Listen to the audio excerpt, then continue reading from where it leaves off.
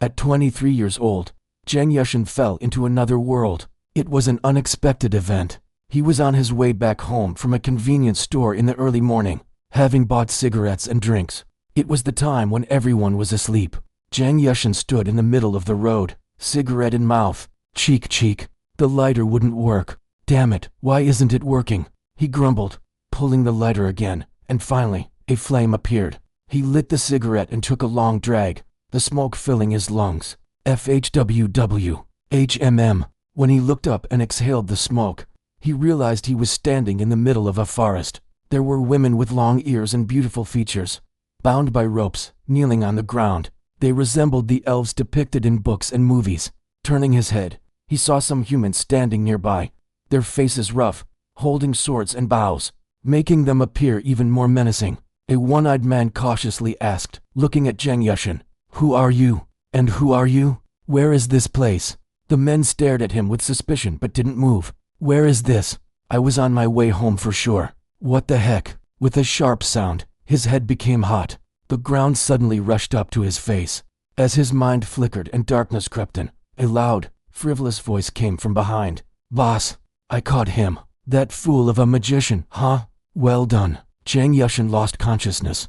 Clattering, Zhang Yushin opened his eyes due to the shaking. A gag was in his mouth, and his hands and feet were bound in shackles. He had been hanging his head down for so long that his neck ached. Looking around, he saw the elves. They too had gags in their mouths and were staring blankly at the floor of the cart. Clack! The cart stopped, and a coarse voice rang out. "We camp here for the night. I'm dying. This is tough, real tough." Zhang Yushin could hear grumbling from around him. Screech! The back door of the cart opened, and the one-eyed man from earlier appeared. "Drag out that magician. We need to interrogate him." At the one-eyed man's command, two young men stepped forward and roughly dragged Zhang Yushin out of the cart. The men forcefully pulled Zhang Yushin and threw him to the ground. Ugh! Scrying. A sharp sword was pointed at Zhang Yushin's throat. "Hey, magician, if you talk wrong, you're done.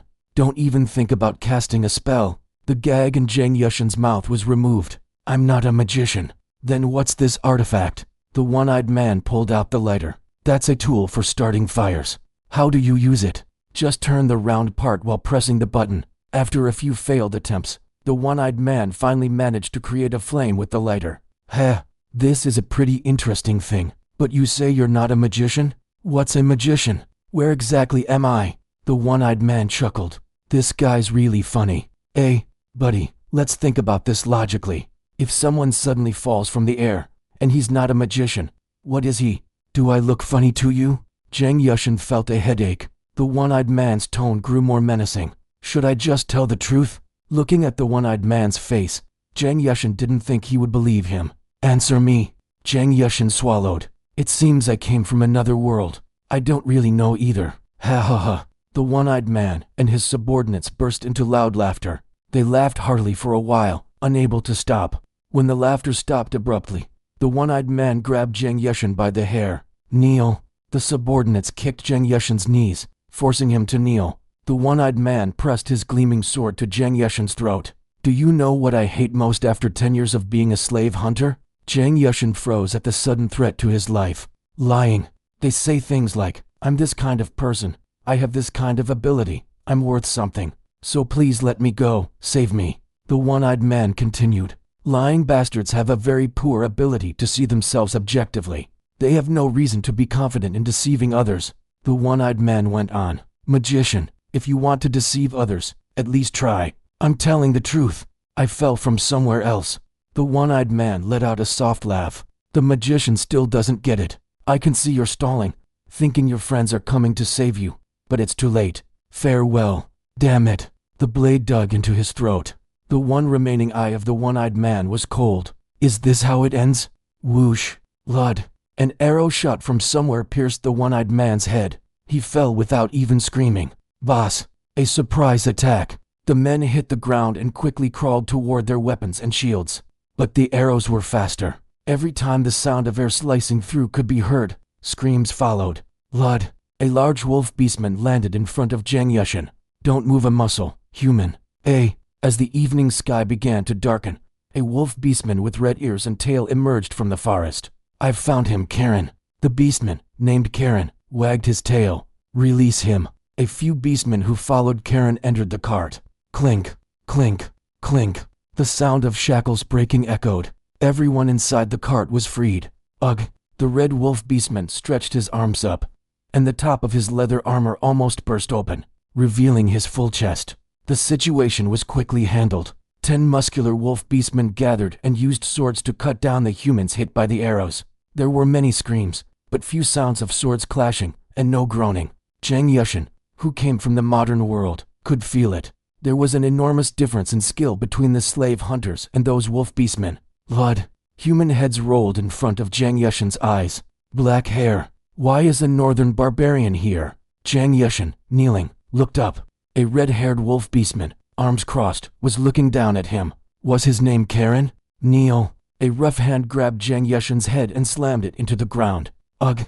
Blood from the slave hunters' necks flowed onto the floor, and Zhang Yushin's face became smeared with it. The blood of the hunters tasted fishy and sticky, like iron. Speak. As the grip on his head tightened, Zhang Yushin's face was pushed deeper into the ground. Randolph, take your hand off his head. But Karen. Randolph. Understood. The grip loosened, and Zhang Yushin lifted his head. So you're not going to speak? What's a northern barbarian doing here? Barbarian. It meant a savage. These people were already defining him as someone from this world. He had seen both elves and beastmen, with evidence right in front of him. He couldn't deny the reality. He had envy light fallen into another world, and people were treating this fact almost like a joke. He didn't want to go down the same path again. He didn't want to be threatened again, especially not by someone stronger than the slave hunters. It was better to give a simple answer. I was walking through the forest and got caught. Heh, Karen scoffed. Then, he picked up the letter that the one-eyed man had dropped. Click, click. Karen easily made a fire with the lighter. Interesting. Randolph, release this human's chains. Yes. With a short reply, the sound of chains breaking filled the air, and Zhang Yushin's hands and feet were freed. All right, human. Let's go our separate ways. I'll take this artifact. Karen pocketed the letter and led the elves and wolf beastmen away from the clearing.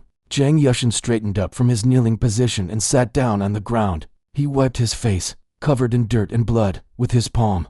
Looking around, he only saw severed heads and bodies.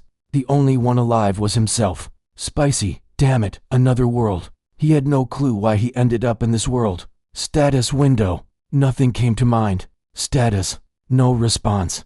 Damn it. Zhang Yushin stood up. He couldn't just sit still. He had to gather resources to survive. He couldn't solve the mystery unless he stayed alive. He rummaged through the headless corpses.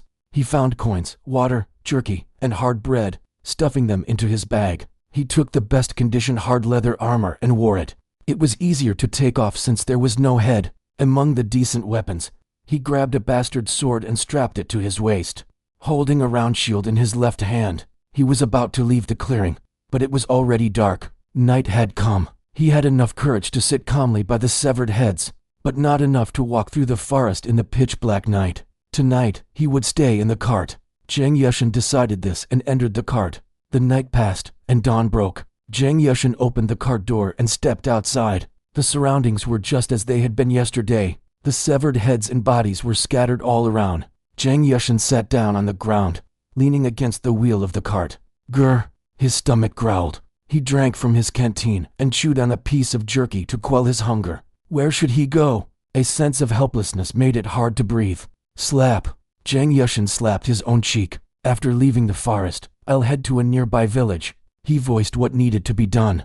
The rest, he would figure out when he got there. Zhang Yushin stood up, packed his belongings, and didn't venture into the dense forest for adventure. Instead, he retraced his steps along the cart's wheel tracks. He thought that safety was more important than adventure. The 2 horses that had been pulling the cart were ridden by Karen, the red-haired wolf beast woman, and a massive male wolf beastman named Randolph. He couldn't forget the name of the one who had smeared his face with blood-soaked mud. Had they turned back along the cart's wheel tracks as well? He saw the horse tracks in the dirt. Zhang Yushin frowned. Following Karen and her group didn't sit right with him, but he was sure it was the better choice. He walked for a long time. It must have been about 3 or 4 hours, he guessed. Instead of the usual smell of grass, a fishy, metallic scent of blood filled the air. Zhang Yushin immediately drew the bastard sword from his waist. The weight of the sword, different from a kitchen knife, made his body tremble with tension. He moved into the bushes along the side of the path, moving as slowly as possible. The scene of the massacre on the road became clear before his eyes. Wow, green skin, a childlike stature, a grotesque face. It was a goblin. The goblin was lying dead on the road, its body hacked into pieces. There were about 12 of them, but none were alive. Judging by the circumstances, it seemed right to assume that Karen's group had killed them. Avoiding the gruesome scene in the middle of the road, Zhang Yushin continued forward. After about 10 more minutes of walking, he finally reached the end of the narrow path. As he left the forest, a vast plain stretched out before him. The hill was quite high, and from there, he could see the horizon clearly. A gentle breeze swept through Zhang Yushin's hair as he looked down, and saw people walking in groups along the road. If I just follow this road, I should come across a village or two. Not bad. Zhang Yushin approached the road. There were people who looked like merchants, others armed with various weapons, and groups of traveling performers with musical instruments. There was a variety of races and appearances. Zhang Yushin was momentarily stunned by the unfamiliar sights he had never seen before in his life. He stood by the road, watching them pass by in a daze. A passing cat beastman casually spoke. "Hey, have you been drinking? Get a grip. You're young, TSK. A human walking beside the beastman laughed. "Oh, how can you tell if he's young or old?" The cat beastman purred. "If there's no beard and no wrinkles, he's a young one. Don't underestimate him." How do I look?" "You looked younger last night, but today you look older. You should shave." The two exchanged light-hearted banter as they passed by Zhang Yushin. Zhang Yushin couldn't help but smile quietly and stepped onto the road. That evening, Zhang Yushin arrived at a village. Though it was small, since it was near the road, the village entrance was already bustling with people. Among them, there were many soldiers dressed in regular army uniforms. One soldier guarding the village gate smiled and said, "Welcome to the road village, Arentsville." "Hello, is this your first time?" "Yes, the toll is 5 coins. The inn is full, so you can only eat here. You'll have to sleep outside or find a local to take you in." "I see. Thank you." Zhang Yushin took some coins out of his pocket and handed them over before entering the village. The inn was right next to the village's central plaza. The sounds of instruments, singing, and loud chatter echoed from the building, making it immediately obvious what was inside. As he entered, a wave of heat hit his face. Seeing the various people talking loudly made him dizzy for a moment. "You there, black-haired young man," a woman in her 30s, carrying food, shouted. "Yes.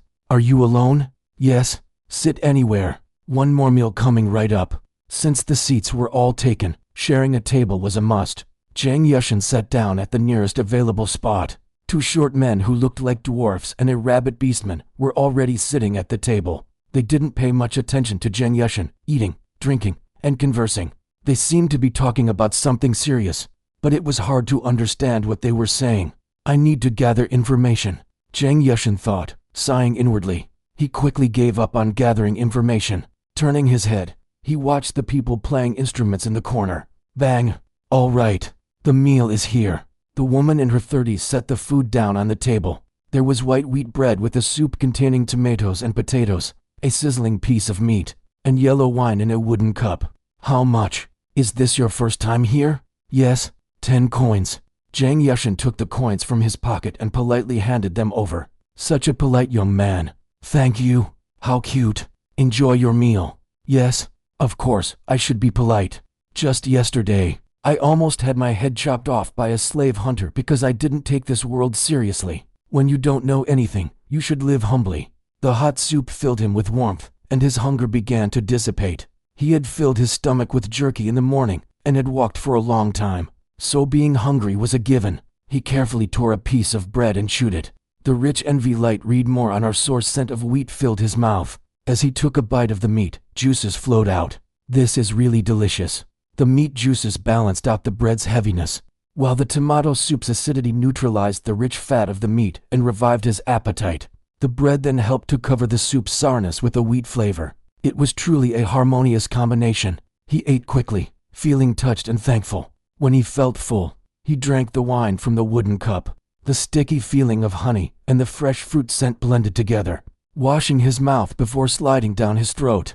With how strong the fruit flavor was, It didn't seem like just simple honey wine. Could the brewery have a special secret recipe? The thought passed quickly. Ah, it was truly satisfying. You really eat well, huh? The dwarf with brown beard sitting across from Zhang Yushin smiled and said, yes, it was really delicious. The food in Arendsville isn't bad.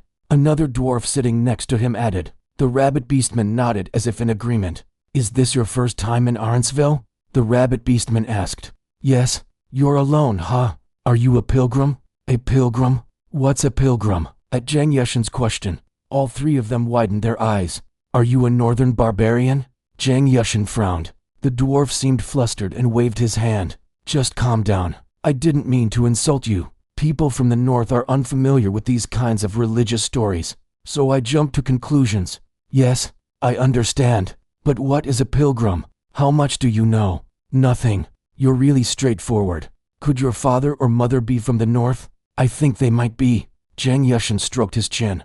His father had been a big, strong man with sharp eyes, covered in thick fur. The man who, in -40 degrees, took an ice-cold shower and smiled, saying, ah, this feels good. The man who kicked a wild boar away when he encountered it in the mountains. The image of the boar flying through the air still lingered in his memory. In contrast, his mother had been the epitome of femininity, quiet and gentle, always with a soft smile as she petted his head or hugged him. His parents made a good pair. Honey, Yushin is watching. Let him watch. HMPH. His father, grabbing his mother's cheek with one hand and giving her a deep kiss, while his mother's cheeks bulged out from the strength of his grip, and her tongue flicked. The image of their close relationship was still vivid in his memory. Damn, why is that? I think my father is a barbarian. I see. So, what exactly is a pilgrim? It's an old story. So, here's what happened. The dwarf began telling a lengthy tale. Zhang Yushin finished the last sip of his wine. As he processed the dwarf's story in his head, the tale unfolded. In the past, when monsters flooded the world, a member of the spirit church traveled from the west to the east, gathering all the monsters and sealing them in a large city in the east. The man from the spirit church was revered as a saint, and the path he took became known as the Pilgrim's Path. The path Zhang Yushin had walked was that same Pilgrim's Path. Those who followed the spirit church believed that by walking this path alone, they could understand the history of the church and the heart of the saint. People viewed them as pilgrims. Now, however, many people walked the path for their own reasons, so the original meaning had become diluted. Even so, there were still many believers in the spirit church, and a significant number of followers continued to walk the pilgrim's path. The dwarf and his group finished their story and stood up. Black-haired young man, we'll be heading out first. We need to sleep before the alcohol wears off. Yes, thank you for the good conversation. Take care. They left the inn. The inn was now quiet, as the dwarf's story had taken quite a while. Zhang Yushin crossed his arms. During the dwarf's explanation, the term Great Labyrinth had come up. At the end of the Pilgrim's Path, the city where the Spirit Church's saint had sealed all the monsters. Entering and exiting the Great Labyrinth was said to grant miraculous abilities. On a small scale, you could gain increased physical strength or faster movement. On a larger scale, your gender or race might change. There was also a very small chance of acquiring a talent you didn't have, or an ancient vision magic that had long since disappeared. Because these abilities were engraved into the soul, people sometimes referred to it as the engraved labyrinth. All right, if I'm lucky, I might be able to find a way home while exploring the labyrinth. Even if I don't, that's fine. At least I'll get stronger. If I get stronger, I'll be less worried about being noticed and will be able to find a way to return more quickly. Without fearing for my life, I'll go to the Great Labyrinth. Zhang Yushin decided what he would do next and stepped out of the inn. The central plaza was packed with camping tents. He walked a little farther and exited the plaza. Most people had gathered together, wrapped in blankets and leaning against wooden fences, sleeping.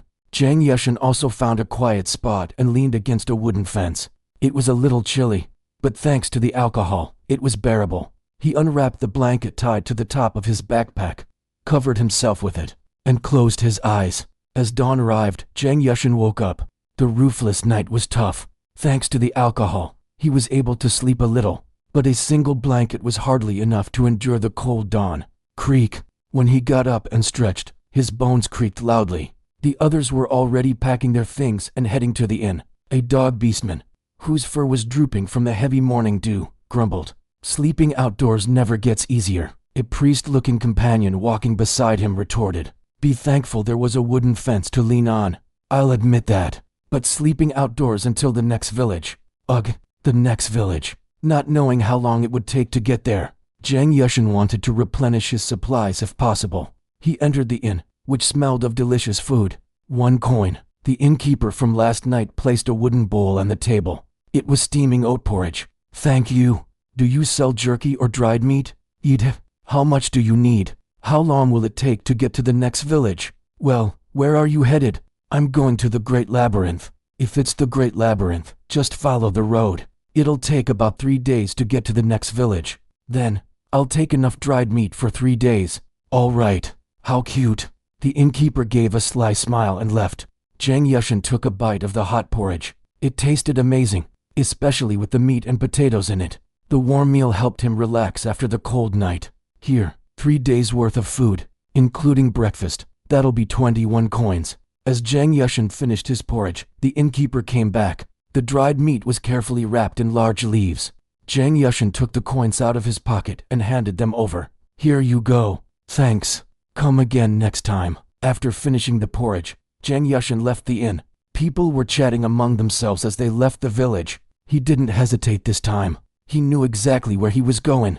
The Great Labyrinth. He began walking in the direction of the rising sun. Wow, finally! Zhang Yushin, who had become a beggar in appearance, shouted in front of the village, thinking about the hardships of the past 3 days.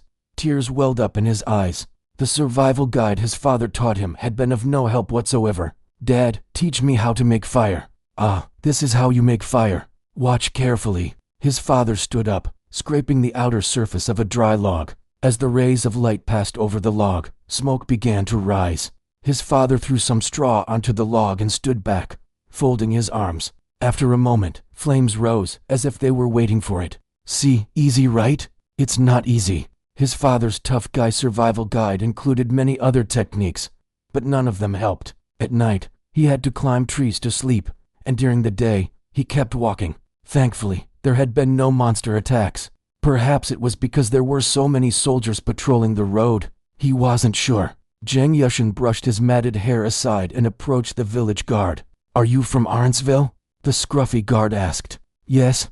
5 coins. Here you go. As Zhang Yushin was about to enter NVLG continue reading the village, after handing over the coins, the guard raised his hand to stop him. Did anything unusual happen on the way here? I've heard that slave hunters have been appearing around the roads recently. The memory of his first arrival in this world flashed before his eyes. Even if he said he had transferred to another world, there was no guarantee that the guard would believe him. Besides, he'd have to make up some story about his identity, and since he didn't know much, it would be easy for his lie to be exposed. Wouldn't it be easier just to deny meeting them? No, nothing happened. I see. You seem to have a pretty nice sword. Let me take a look. Zhang Yushin handed over his weapon. The guard drew the sword and held it up to the sunlight. Most slave hunters come from the Western Empire. Do you know how they hunt? I don't. A sense of dread slowly started to creep up on him. Should he have just told the truth? The guard continued to examine the sword while speaking. They don't gather in one place to hunt. Ah, do you know where the hunting grounds are? This is the Eastern Union territory. They sneak in one by one, pretending to be harmless, pretending to be pilgrims, tricking people while hiding, getting ready for the hunt. Zhang Yushin remained silent. When they gather individually, it's hard to tell who's a hunter, right? That's why they carve a mark somewhere on their sword. A mark that looks like this. The reflection of the sword in the sunlight dazzled him, and for a moment, he had to close his eyes. Blood. He felt a cold sensation on his neck. Today's your lucky day. Follow me, you scum. The guard grabbed him and dragged him into a building at the corner of the village square. Captain, I caught one. Inside, there were 2 people. A middle-aged man looking over some documents and a person wrapped entirely in a gray robe. At the guard's words, the middle-aged man looked up. A black-haired one. It's been a while since I've seen a barbarian. Judging by his weak appearance, he must be a half-blood. Most of the information has already been given to him, so it's not really necessary. Take him to the nearby forest, interrogate him, and dispose of him. No, wait. It's a misunderstanding. This is all a misunderstanding. Where did I misunderstand? Is it that you're a half-blood? No, it's the part where you think I'm a slave hunter. The middle-aged man briefly stroked his chin. Cut him open and kill him. Make it as painful as possible. Wait. I was also captured by slave hunters. The red-haired wolf beastman named Karen saved me. Both the middle-aged man and the guard froze. Did they finally realize it? Had his honest plea reached their hearts? A barbarian crying. This is truly rare. The middle-aged man looked at Zheng Yushin with astonishment. Damn, I wasn't crying. My eyes just got a little moist from frustration. That's what they call luck. Send him off quickly. Ugh, Captain, it seems like he's the one that was saved by that person, Karen. Shouldn't we verify this? At the guard's words, Zheng Yushin shouted in agreement. That's right. Please let me meet Karen. She'll confirm it immediately. The middle-aged man sighed. Karen is the daughter of the representative of the Beastman Alliance. Someone like you doesn't get to meet her. Besides, she's been gone for quite some time. Just go quietly. Is it really okay to kill an innocent person like this? You'll need at least 4 soldiers to take him in. But all of them are out patrolling the roads. There's no one left in the village. And can money just sprout from the ground? No. Will this paperwork for the trip just take care of itself? No. How many people must suffer just because of you? Barbarian, just go quietly. The middle-aged man's eyes reddened as he spoke, growing agitated. The guard scratched his head and looked at Zheng Yushin. I think the captain's right.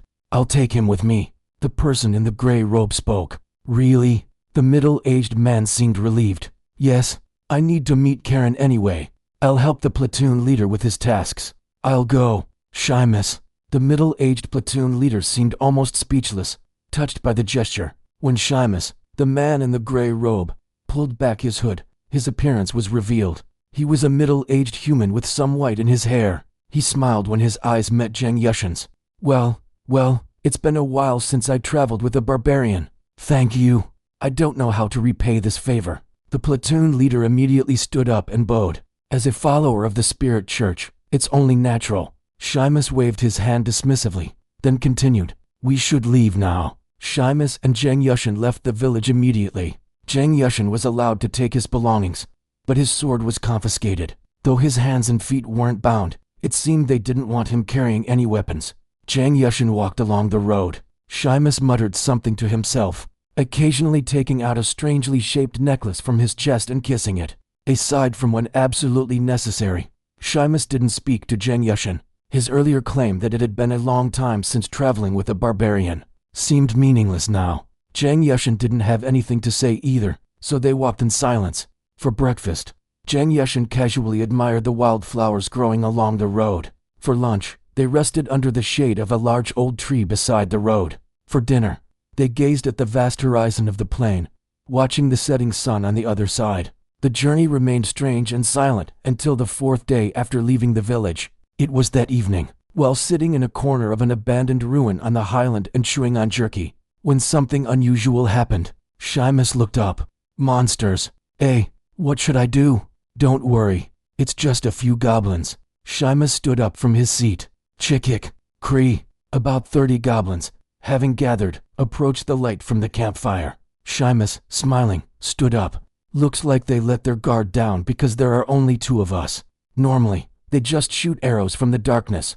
You stay still. Kia! The goblins all screamed and charged together. As Shymus threw off his gray robe, his black priestly attire became visible. He clenched his fist and assumed a stance, and a strange, intense aura enveloped him. Bang! The sound of a drum came from the goblin's stomach as it was pierced by something. A large hole appeared, and the goblin fell. Zheng Yushin's eyes widened. The punch was so fast that he missed it entirely, and the destructive force that made a hole in the goblin's stomach. Whoosh! Shymus' low kick landed like a whip, striking the goblin's shoulder. The goblin was slammed into the ground, crushed. The 10 goblins charging straight ahead froze. They seemed to realize something, but it was already too late. Fwok! Fwok! Fwok! The priest's light jabs cracked the goblins' skulls. The goblins screamed and tried to flee into the darkness. But, stop! Shymus spoke calmly. The goblins froze in place, unable to move. Zheng Yushin realized that the strange, dangerous aura Shymus had been emitting was what had trapped the goblins in place. Shymus raised his finger and cut a line through the air. The goblins' heads cleanly fell off, dropping to the ground with a thud. Zhang Yushin gaped at the scene. Crazy. It immediately dawned on him. The reason they hadn't bound his hands and feet. Shima's words earlier, telling him to try running if he wanted to. When Shimas could slice off monster necks as easily as pulling out coins from a pocket. Handcuffs and restraints didn't mean a thing. The only reason he was still alive was one thing. Shimas didn't want his head. Ugh, the sight before him, the smell of blood, made Zhang Yushin's stomach churn. He quickly brought the water pouch to his mouth. Glug, glug. Phew. Barbarian. At Shimas' words, Zhang Yushin snapped back to his senses. Yes, sir. Shimas smiled faintly. You should wash your hands. Pour me some water. Yes. Zhang Yushin poured the water from his canteen into Shimas' hands. Barbarian. Are you trembling? It was true. His hands were shaking, which caused the canteen to tremble, and the water spilled out. I'm sorry. Don't apologize. Yes, I'm sorry. I won't apologize. Ha, a barbarian trembling. This will be an interesting journey. Shimas shook his hands to dry them and then returned to the campfire. Zhang Yushin trembled. What in the world was a barbarian? He limped toward the campfire and sat down. The smell of blood lingered in the air. He remembered the day Karen left, the night he spent alone in the cart, smelling the blood. A strange wind brushed past him, and the scent of blood seemed to vanish. The spirit of the wind, huh? I've sent the smell of blood up, so it'll fade a bit. We'll have to leave early tomorrow. Don't you think we should move the camp somewhere else? No. Yes. Well, if he said so. He wrapped himself in the blanket and closed his eyes. His heart was still pounding from the horrifying scene. Will I be able to sleep? Barbaroy, wake up. Huff. Zhang Yushin quickly jumped out of his seat. Seeing the daylight, it was morning. Was I sleeping? Yes, you were sleeping quite soundly. Ha! Zhang Yushin scratched his head and pulled out some jerky from his bag. Simus also pulled an apple from his robe, showing it to Zhang Yushin before munching on it. I was in the forest. Yes. Zhang Yushin thought that the old priest was talking more than usual today. While chewing on the jerky, Simus opened his mouth again. Lady Karen has gone to the Great Labyrinth. I know. The squad leader told me. After going to the Great Labyrinth, where do you plan to go? Where did you originally intend to go? Zhang Yushin tilted his head. His tone suggested that he was certain he wasn't aligned with the slave hunters. I'm not going anywhere. The Great Labyrinth is my original destination anyway. I see. Simus chuckled lightly. The two packed their things and left the abandoned ruins. On the last day of their journey, in the afternoon of the 7th day, Zhang Yushin arrived at his destination. Wow, the city scene from the high hill was enormous. As Simus had mentioned the night before, the claim that this was the second capital of the Eastern Alliance wasn't an exaggeration. Countless roads leading to the city and masses of people that looked like ants. The city walls towering like modern buildings. The river flowing majestically from the north wrapped around the enormous city wall and flowed south. It was a whole different level compared to the cities Zhang Yushin had seen from a distance. This is a really big city. At Zhang Yushin's admiration, Simus laughed. Don't you hear people saying you're not good with words? Sometimes. You really resemble her. Phew. No one. Never mind. Simus took the lead. They thought they'd be stuck for hours at the city gates due to the massive crowd. But that concern proved unnecessary. Hey, Simus. The gatekeeper of the city shouted when he saw Simus. The gatekeeper was a bear beastman, his face marred by a large scar that made him look rather intimidating. The bear beastman ran up and bowed sharply to Simus. Welcome to the Labyrinth City. I'll report to the committee right away. No need for that. We only intend to see Lady Karen for a moment and leave. Understood. The bear beastman looked disappointed and coiled his body in a sad manner. Zhang Yushin thought he resembled a bear playfully trying to charm honey. Who is this person, though? The bear beastman pointed at Zhang Yushin. I have one thing to confirm with Lady Karen regarding this Barbaroy. Is this related to the slave hunters? Yes. Leave this troublesome matter to me. The bear beastman slapped his chest proudly. You filthy human. What are you hiding? Speak now. The enormous bear beastman glared at Zhang Yushin, growling, and the crowd's attention immediately shifted toward them. People murmured, and a few guards ran up, holding their spears tightly. Simus waved his hand dismissively. No need for that. This is something I'm doing willingly. Understood. Please, come in. The bear beastman immediately changed his attitude. The inspection at the gates proceeded smoothly. The elf with glasses managed the inspection, and his dark circles indicated how tired he looked. Barbaroy.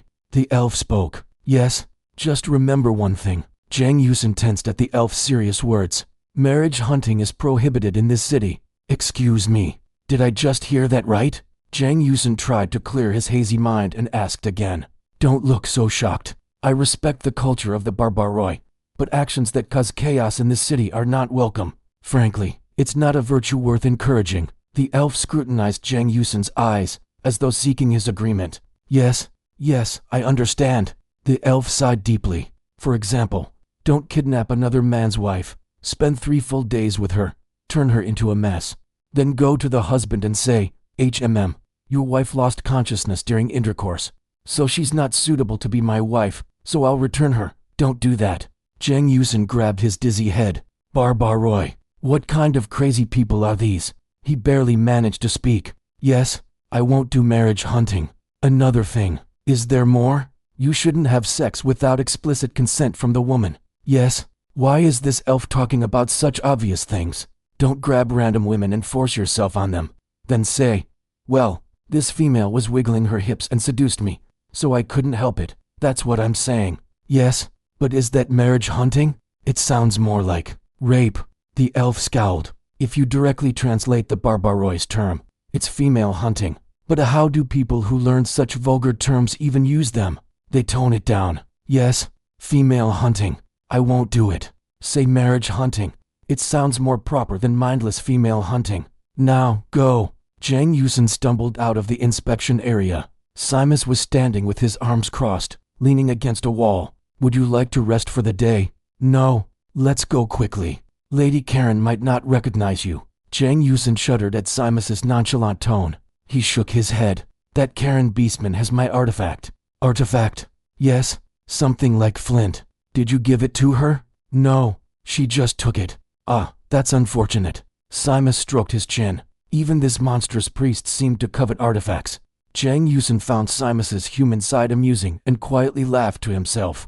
Well, it's not a great magical tool, so I'm not too disappointed. No, not the magical tool. Then what are you disappointed about? Ah, Jang Yusen realized it. Simus chuckled. If Lady Karen doesn't recognize you, I was going to deal with it myself. Deal with it? A cold sweat ran down his back. Even a villain like a slave hunter has a chance for redemption. I was planning a leisurely journey for both redemption and obedience, but it's unfortunate. Jang Yusen wanted to meet Karen quickly and clear up the misunderstanding. I don't really remember. Jang Yusen's mouth fell open at Karen's indifferent words. Wait a second. They had managed to pass through the outer gate checkpoint and arrived at the inner city gates, where only the high-ranking individuals could stay. Perhaps Simus's message had reached ahead, as Karen was standing just outside the inner gate. You saw me back then. The 3 elves together. Jang Yusen hurriedly continued speaking. A smile full of confidence and sharp eyes. Jang Yusen hadn't been able to see her clearly when they first met, but now in VLGT, only on NVLGT he could. Her tall frame, complemented by a heavy chest, strained under her thin linen shirt, while her thick thighs pressed her leather pants tightly, revealing her shape. Her tail, a soft reddish color, swayed gently. It was like fire, not just her tail, but the whole of her. You took my artifact, the one that produces fire. Jang Yusen, struggling to suppress the overwhelming feeling, spoke boldly. I don't remember at all. How could she not remember? Did she suddenly get dementia? Is that how you ask someone to remember? Maybe you should kneel. Then I might remember. Karen's tail swayed lazily. It looked like a wolf playing with prey it had already captured. Jang Yusen bit his lip tightly. Pride. He discarded it. He'd rather smash his head here than go on a journey of redemption, atonement, and obedience with a middle-aged man. Without hesitation, he knelt and bowed his head. Should I lick your feet? A cold glare descended from above. Enough. I thought you were hiding something big, but it's nothing. Boring. Simus, this person is not a slave hunter. Simus clicked his tongue. That's unfortunate. You could have been good company for my journey. By the way, can we talk separately? Karen tilted her head. What about? I want to speak in a place without people. Understood. Barbaroi, get up and go. Jang Yusen got up and gave a small bow. Yes, I hope you both have a good time. Sure. Hit. Though he was annoyed by Karen's sarcastic tone, he didn't show it. Simus, have a good journey. Take care. I hope we can meet again. Jang Yusen left them behind and exited through the inner gate. He had planned to go to an inn he had seen earlier while passing through the outer district. Damn. He walked around for a while, but he couldn't find the inn he had seen before. Reluctantly, he entered a different one nearby. We don't accept Barbaroi. At the innkeeper's cold refusal, Jang Yusen asked, Why? Ha? The innkeeper seemed ready to rant, uncrossing his arms and placing his hands on his hips. Only your kind would break into women's rooms in the middle of the night, rape them, and turn them into a mess. Every black-haired barbarian who's come to this inn has done the same. And then what? Isn't it fine as long as we're both happy? Get out before I call the guards. Jang Yusen felt dizzy from the innkeeper's tirade. These crazy Barbaroi. Seeing the innkeeper's expression, he knew no words would get through. A rat beastman sitting nearby, sipping alcohol, snickered. Oh, the innkeeper is really fired up. Could it be because you're a young Barbaroi? No, I just believe in the laws and justice of this city. At the innkeeper's words, the people drinking around him burst into laughter. Jang Yusen ignored the laughter and left the inn. The city was vast, and there were many inns, but not a single one welcomed Barbaroi. After being turned away from the 20th inn, Jang Yusen stepped outside, and the surrounding area had already darkened. Streetlights lit up, and he could see people who had finished exploring the labyrinth entering taverns, chatting loudly. A sudden bad feeling crept over him. Am I screwed? He had expected it would be difficult to adapt in a strange world with limited knowledge, but the reality was worse than he imagined. He had no way to adapt because his appearance made it impossible to blend in. The bad reputation built by the crazy Barbaroi was like a towering wall blocking his path. Still, it doesn't make sense that out of all these inns, there's not one that will accept me. With hope, he wandered the streets. But after the 30th rejection, he leaned against a wall, feeling defeated. The night had deepened, and people were heading home. This is the last time. Resolved to sleep on the streets, he kept walking. Soon, he saw a shabby inn at the corner of a street. The sign was unreadable. Thinking about it, it was strange. How could he, who didn't know how to read, speak the language of this world naturally?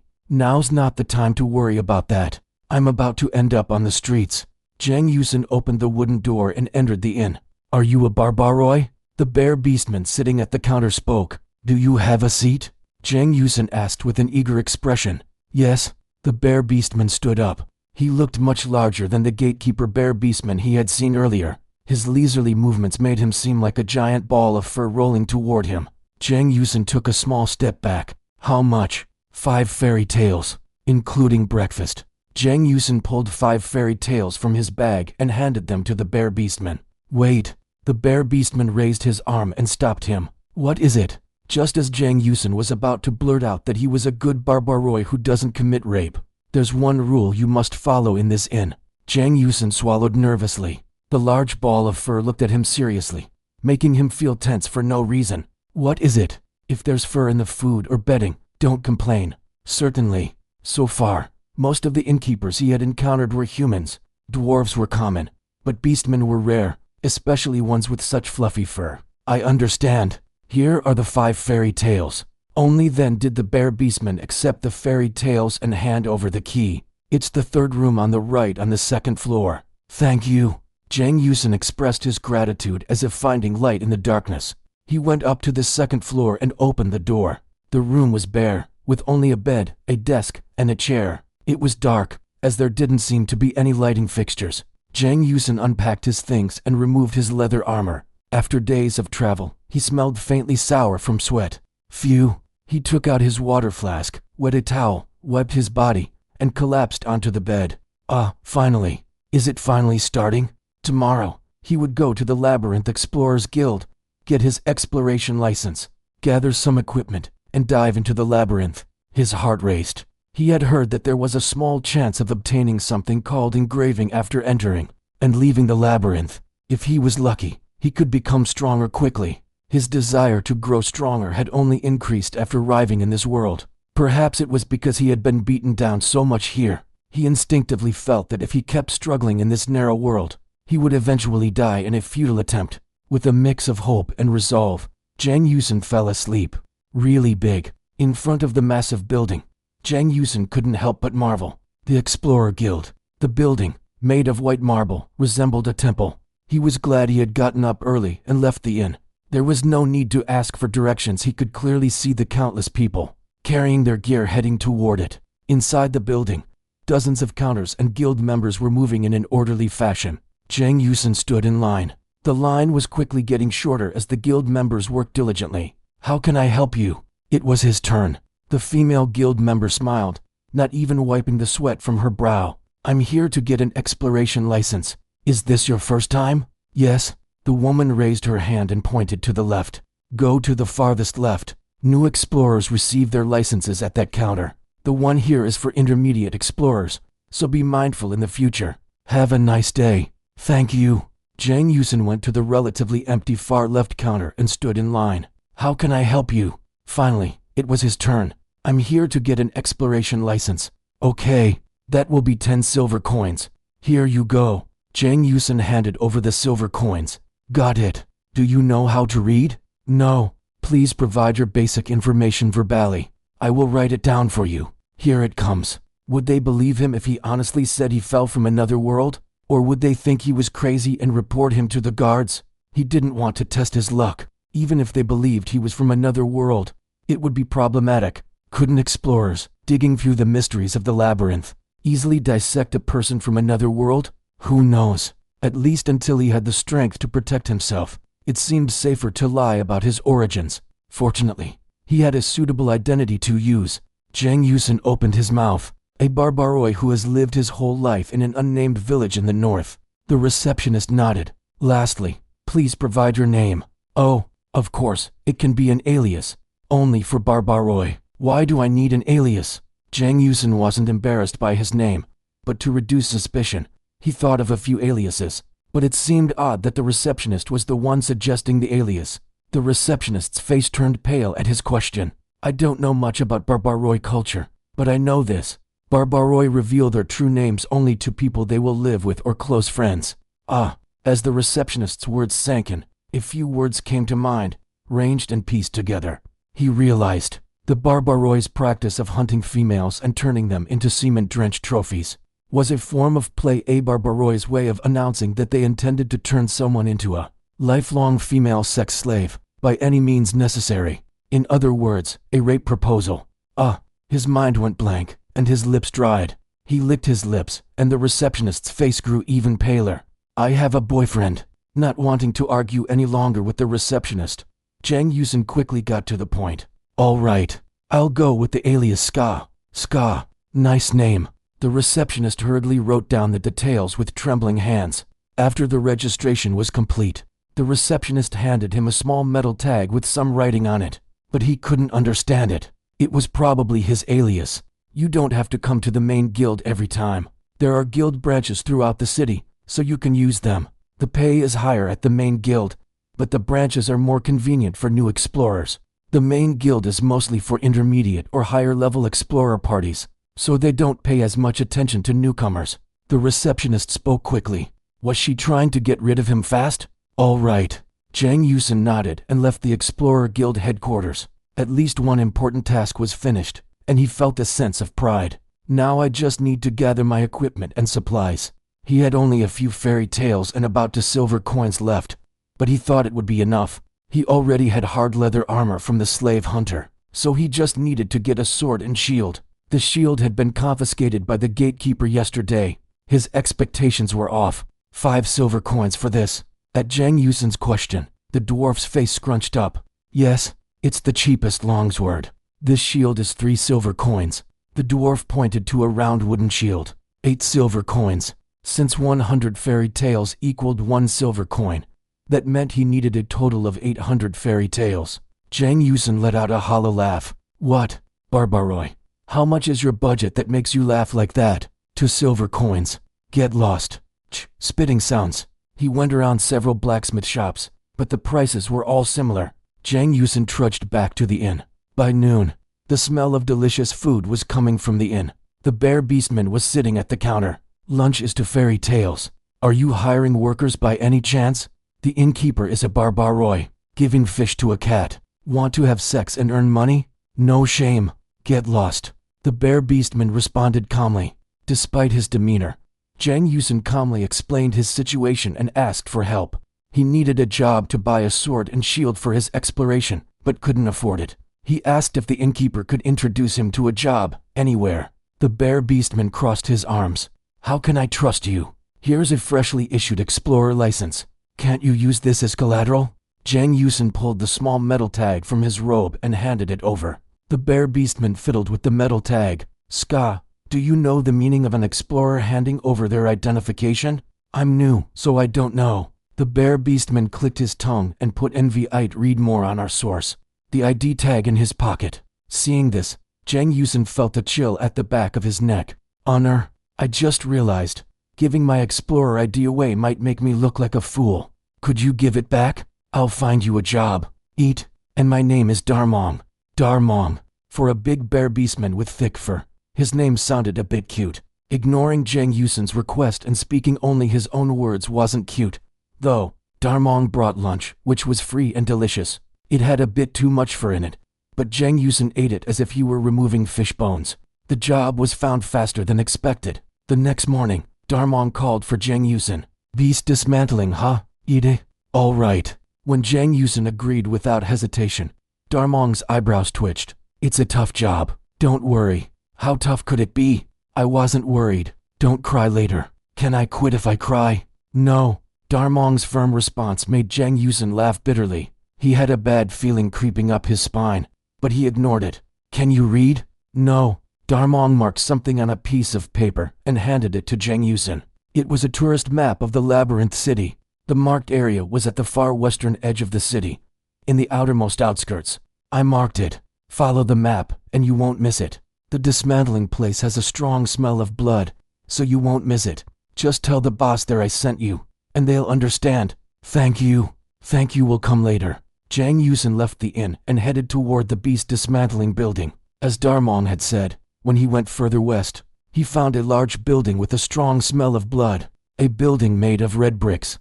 He immediately realized people were hauling animal carcasses he had never seen before on carts and taking them inside the building. Jang Yusen followed them into the building. Inside, it was noisy with the sounds of workers and very busy. Excuse me, where is the dismantling boss? He asked a passing dwarf. New guy. Yes, new guy. Boss, a new guy's here. The dwarf suddenly shouted, and the surrounding area quieted. Jang Yusen could feel dozens of eyes on him. A new guy. Yeah, probably here for a tour. Probably. Who knows? The surroundings whispered. A few people quietly approached. Jang Yusen felt uneasy and took a step back. Crack! His legs wouldn't move, and when he looked down, the dwarf was holding him tightly with his strong hands. Boss, I got it. I'm coming. A person working in the back answered and leisurely walked over. An elf man, covered in blood, wearing a black eye patch over his left eye, exuding a decadent aura as he walked. The elf swept his blonde hair with his blood-soaked hand. Are you the one Darmong sent? Yes. Jang Yusen felt like a mouse in front of a cat.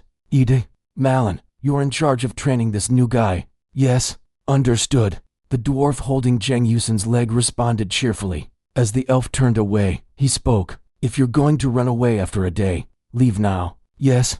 Oh, just kidding. You can't leave. What? Darmong recommended you to me, and I trust him, so I accepted you. If you run away, I'll have a hard time trusting Darmong. Please uphold my trust, Barbaroi. The weight of that trust was too much. He had asked Darmong for a job, but it felt more like he had been initiated into a martial arts sect. Ha ha, the boss may say that, but his heart is warm. Follow me, newbie. What? I'm going to die. Jang Yusen thought to himself as he followed the dwarf to the changing room. Late in the evening, Darmong sat at the inn's counter, resting his chin on his hand. The few remaining customers had already left, and those staying for the night had already gone to bed. Clunk. The door opened, and Jang Yusen staggered in with a wobbling gait. Like an octopus, he flopped down into the chair across from Darmong. Darmong, give me a drink, he slurred. It's past business hours. I can't sleep like this. Darmong clicked his tongue and retrieved a bottle from the shelf, pouring a small amount into a glass. Jang Yusen, with trembling hands, took the glass and poured it down his throat.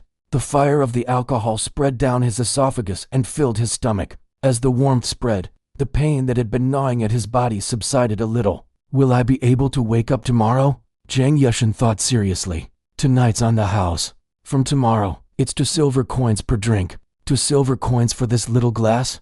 It's expensive liquor. It just tasted like soju. Jang Yushin smacked his lips and got up from his seat. Then I'll head to bed first. He was too tired to chat any longer. All right. Jang Yushin entered his room and collapsed onto the bed. Ugh. He let out a strange sound and passed out cold. A month passed. Jang Yushin's routine was monotonous. He woke up, spat out the fur of a bear man beast he had in his mouth, and had breakfast. Then, he headed to the monster dissection workshop. After draining the blood of the monsters delivered that day, he skinned them and removed their flesh and innards. The monsters varied in size. Some were small, like goblins, while others were massive, easily surpassing 6 tons. Jang Yushin looked at the enormous monster carcass and clicked his tongue. How on earth do you catch a monster like this? The decadent elf supervisor gave a simple answer. Skill. After a brief break for lunch, he went back to work in the afternoon. In the evening, he changed out of his work clothes, washed the blood off in the shower at the dissection workshop, and then gathered with the others to eat. The location was unusual. It was in the corner of the dissection workshop's front yard. Meat sizzled on the grill. The meat was left over from the NVLGHT monster dissection, and the charcoal was sourced from the nearby forge. For almost a month, they had grilled meat and eaten this way every evening. The dissection workshop staff shared the alcohol they had brought. Here, new guy, have a drink. The senior dissection worker, Maurin, handed him a bottle. Thank you. It was a dwarf-made strong liquor. After just one sip, his stomach felt warm. Is the work manageable? Maurin asked, looking at Jang Yushin. Jang Yushin looked at his hands. His hands were covered in scars and hardened calluses. They were no longer soft and supple like before. Moreover, during today's work, he had nearly lost a finger. If not for the elf supervisor's healing magic, he would have had to rush to the doctor with a nearly severed finger in his hand. After seeing Shymus's spirit magic, he thought he'd be less impressed, but he was wrong. Magic was always fascinating. Jang Yushin raised his head. Yes, it's manageable. Maurin laughed loudly. I like you. How about we go have a drink somewhere else? No, the elf supervisor interjected sharply. The new guy is to head back to the inn as soon as the meal is over. Darmong is waiting for him eagerly, like a newlywed waiting for his bride. Yes, the elf's mouth twisted into a slight smile. To think Darmong is waiting so eagerly. The elf suddenly burst out laughing. He was laughing at his own words. Jang Yushin and Maurin watched in silence as the elf laughed. Maurin snapped out of it and clicked his tongue. What a waste. We should have a drink next time when we get the chance. Sounds good. Jang Yushin took a piece of the sizzling meat and chewed it. Even though it was only seasoned with coarse salt, the meat filled his mouth with a savory flavor, with no gamey smell. Alcohol and meat. This is the real deal. 2 months passed. The routine remained the same, except for a few changes. First, the elf supervisor started calling him by name, though it was a fake name. Ska, there's no need to overthink it. You can't eat the gargoyle. Just gently peel off its skin. Jang Yushin tried to stab his knife in, but the skin was so tough that it wouldn't go in. Seeing this, Maurin stepped in. No, don't use too much force. Do it gently, like on your first night with a virgin. Nice and gentle. Slap. The elf supervisor slapped Maurin's cheek. Blood. Maurin fell sideways, holding his cheek, staring at the supervisor with a bewildered expression. Maurin, are you seriously using such a vulgar analogy? Sorry. The 3 men fell silent for a moment. Suddenly, the elf supervisor started chuckling. First night with a virgin. I can't take it. Eventually, a loud laugh erupted. Maurin, rubbing his cheek, also laughed. Jang Yushin couldn't bring himself to laugh. Is this elf crazy? What part of that was funny? He gave up thinking about it. Jang Yushin shook his head and focused on the gargoyle. Another change was in Jang Yushin's insight. When he looked at the wounds on a monster, he could identify the vital points. There were many battle wounds, but the fatal ones were always the same. He brushed the gargoyle's chest. There was a small hole in the spot where the scales were missing, a vital point. This was the 3rd time he had dissected a gargoyle, and each time there had been a hole in the same place on its chest. He asked Maurin and got confirmation. He also guessed why Darmong had sent him here. Money aside, wasn't it to help him improve his insight? That Sundeer Bear man wouldn't admit it, but still. The last change was in his body. He had gained some muscle on his previously thin frame, and his jawline had become a little sharper. His stamina had increased significantly compared to before. The steady carnivorous diet, the intense labor, and the consistent lifestyle had brought about this change. Swoosh! Finally, the knife pierced the skin. But the real challenge began now. It was a delicate task to slowly cut the skin with consistent force to create boundaries. His arms were shaking, and his face was drenched in sweat. If he used too much force, the knife would veer off course, and the boundaries would become distorted. If he peeled off the skin following the distorted lines, the shape would be off, and the merchants would lower the purchase price. It would be a loss for the dissection workshop. But he couldn't ease up either. If he didn't put enough force, the knife wouldn't move forward, and the work would slow down, ultimately leading to a loss for the dissection workshop. Phew! After struggling for a while, he finally created the boundaries. Zhang Yushin wiped the sweat from his forehead. The rest was easy. He just had to slide the knife between the skin and the flesh and gently scrape it off. It was similar to the work of inserting a needle between a toe and pulling out the toenails. After completing all the steps, Zhang Yushin sat down. Slow. The elf supervisor's words made Zhang Yushin scratch his sweat-soaked head. Still, this should be enough for one person's share. At the elf's next words, he couldn't help but smile. Wow, to think you're skinning a gargoyle after 2 months. You're a newbie with talent. My insight wasn't wrong. Maurin puffed his chest proudly. Why are you so proud? It's my insight that discovered Ska. They didn't expect much from me anyway. Zhang Yushin grumbled inwardly. 3 months passed. There were no noticeable changes. He became more accustomed to the dissection work. His muscles had grown, and his stamina had increased further. If there was any gain, it was that he learned the elf supervisor's name. Aldine Ashwood. Darmong had reluctantly told him.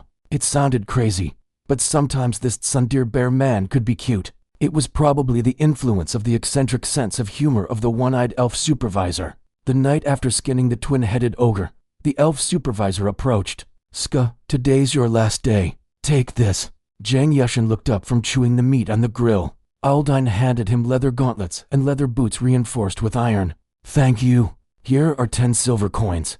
I added a little more. Wow. Thank you. Thank your thanks to Darmong. Aldine turned quickly and went back to his spot. Hey, new guy, too bad. It's not much, but take it. Dwarf Maurin handed him a bottle of dwarf liquor and a note. My cousin runs a forge. If you mention my name, they'll give you a discount. Thank you, Maurin.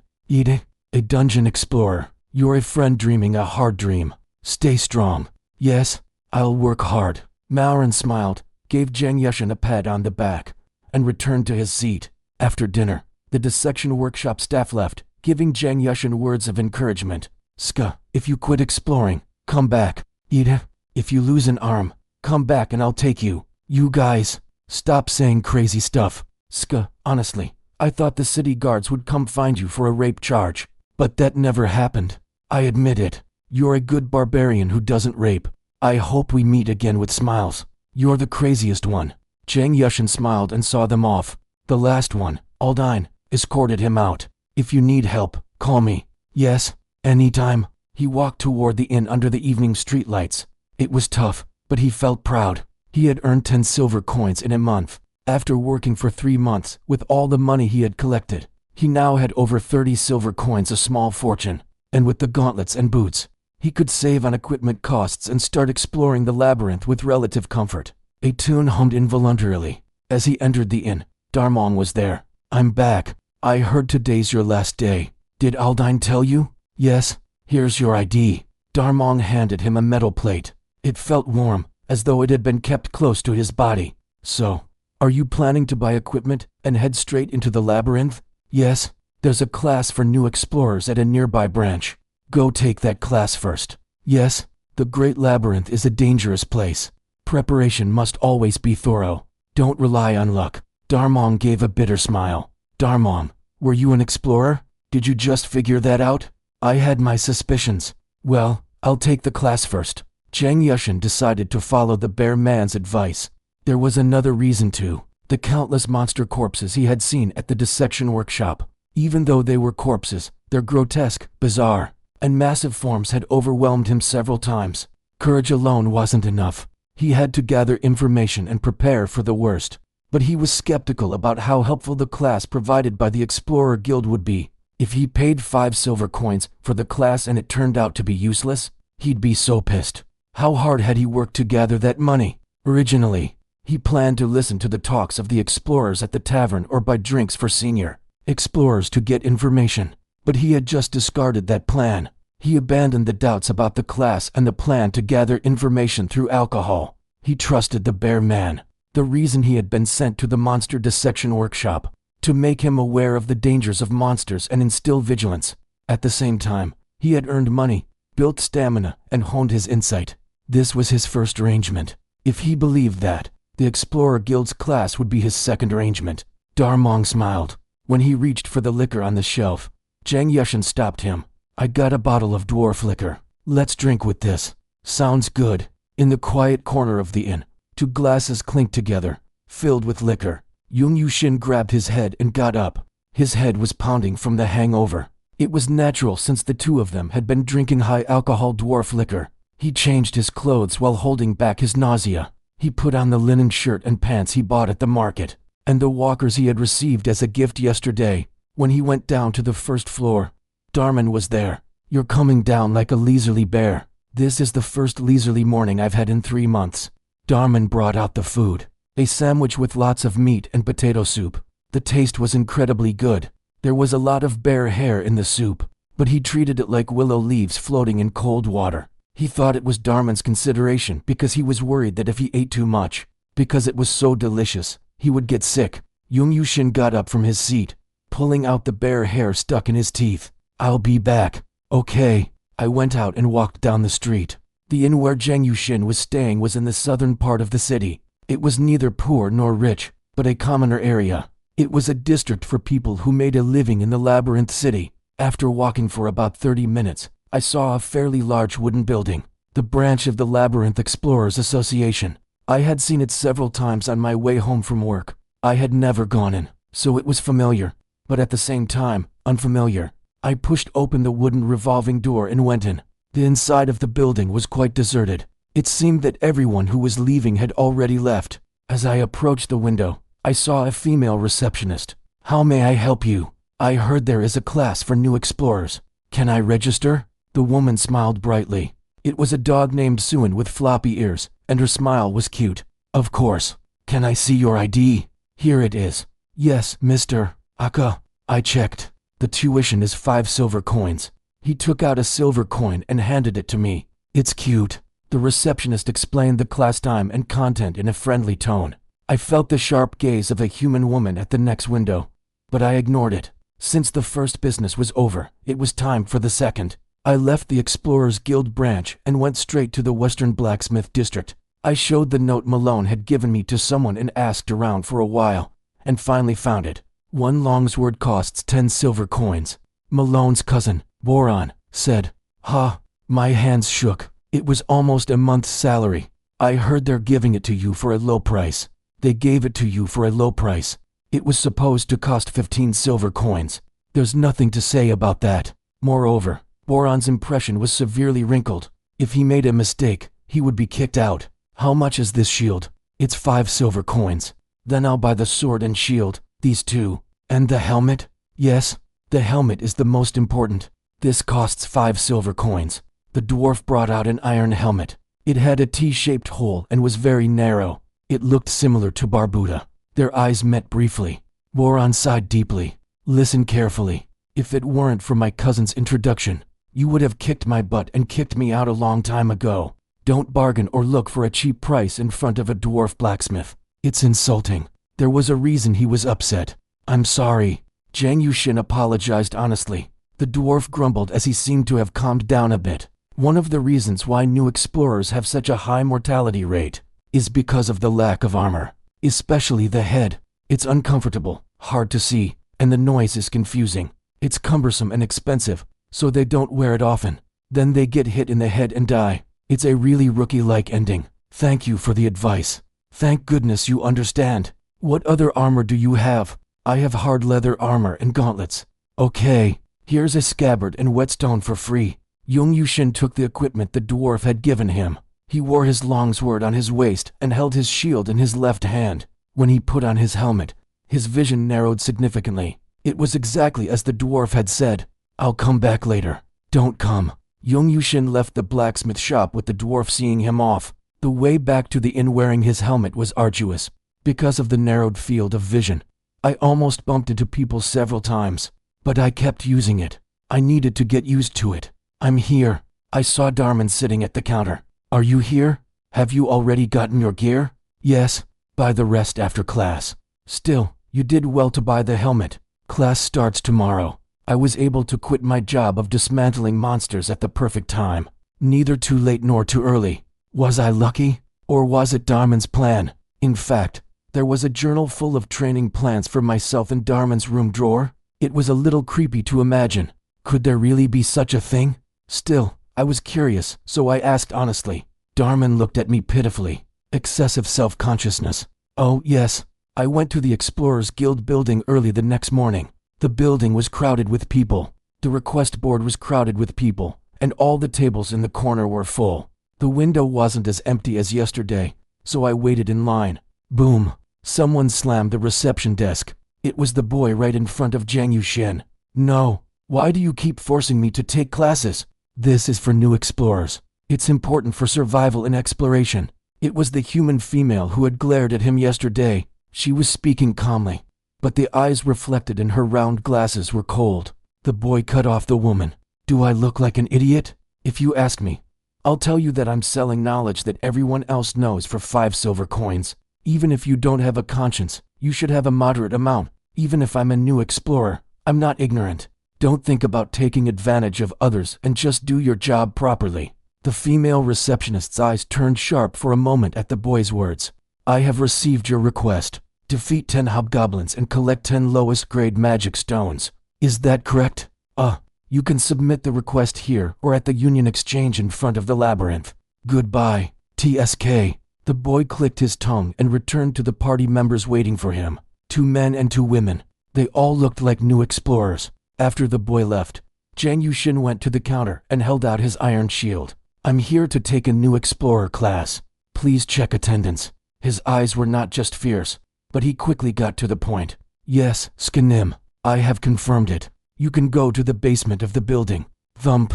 This is it. The receptionist put the iron shield down on the reception desk. It was too weak to say that he put it down hard. However, the sound was too irritating to say that he put it down lightly. It was a vague way of venting anger. I understand being angry, but isn't it a bit much to take it out on someone else?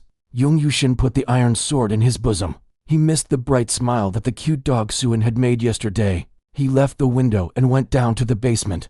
There were 3 people standing there. Mol Suin, a human male in his early NVLGT official version 20s, a plump female dwarf. "Hello," Young Yushin greeted first. None of the 3 greeted him. They just stared at his face blankly. "You're acting like a dog. Are you Barbaroi?" the human male asked cautiously. "Yes." "Oh, I see." I was flustered because it was the first time Barbaroi greeted me first. "I'm Jackson." He was starting to dislike Barbaroi more and more. "I'm Scar." The other 2 finally opened their mouths and introduced themselves. "Tig, Alan." The mole was Tig. The dwarf was Alan. The names were easy to understand. While they were talking, someone came down from above. A silver-haired woman with brown skin. She was wearing a tank top on top and loose pants for easy movement on the bottom. She had a muscular body and a solid 6-pack. The woman stood in front of them. "Is this all?" She looked over the 4 of them with a languid voice and even more intense eyes. No one answered. Am I the only one talking? I don't know if it's all or not. I've been waiting for quite some time. Who are you? Akka. Ursula. I'm the branch leader here. Even though it was a branch, it was shocking that the guild master would personally teach the newbies. Ursula scratched her head in annoyance. Damn it. I heard there were a lot of new explorers this time, but this is all there is. No one answered. To be honest, you have to know something to answer. It was the first time I heard that there were a lot of new explorers. Oh you, I can't help it. Let's start. 8 hours passed. Contrary to her lax attitude, Ursula taught the class with sincerity and detail. If there was something you didn't know, you could ask questions as much as you wanted, and she explained it repeatedly until you understood. Tomorrow, we'll learn about the types of monsters that appear in the shallow layers and how to deal with them. You don't need to bring weapons. They're prepared in the underground training grounds. Do you have any questions? Jackson raised his hand and said, Is the union leader still teaching? No, I'll only do it until tomorrow. Then another teacher will come. I see. Don't be disappointed. They're just as good as me. I understand. Ursula turned around and went up first. Jackson wiped his forehead with his hand. I was honestly surprised that there was so much to know. That's right. Still, I learned a lot. There were some parts that surprised me, especially the reason why only a handful of people have reached the depths of the Great Labyrinth. In 1,000 years. Tig nodded at Alan's words. That's right. Party collapse due to negative imprinting. That's shocking. Imprinting. An ability given to those who enter the Great Labyrinth. It sounded good at first, but it wasn't. There were 3 types of imprinting. Positive imprinting, neutral imprint, negative imprint.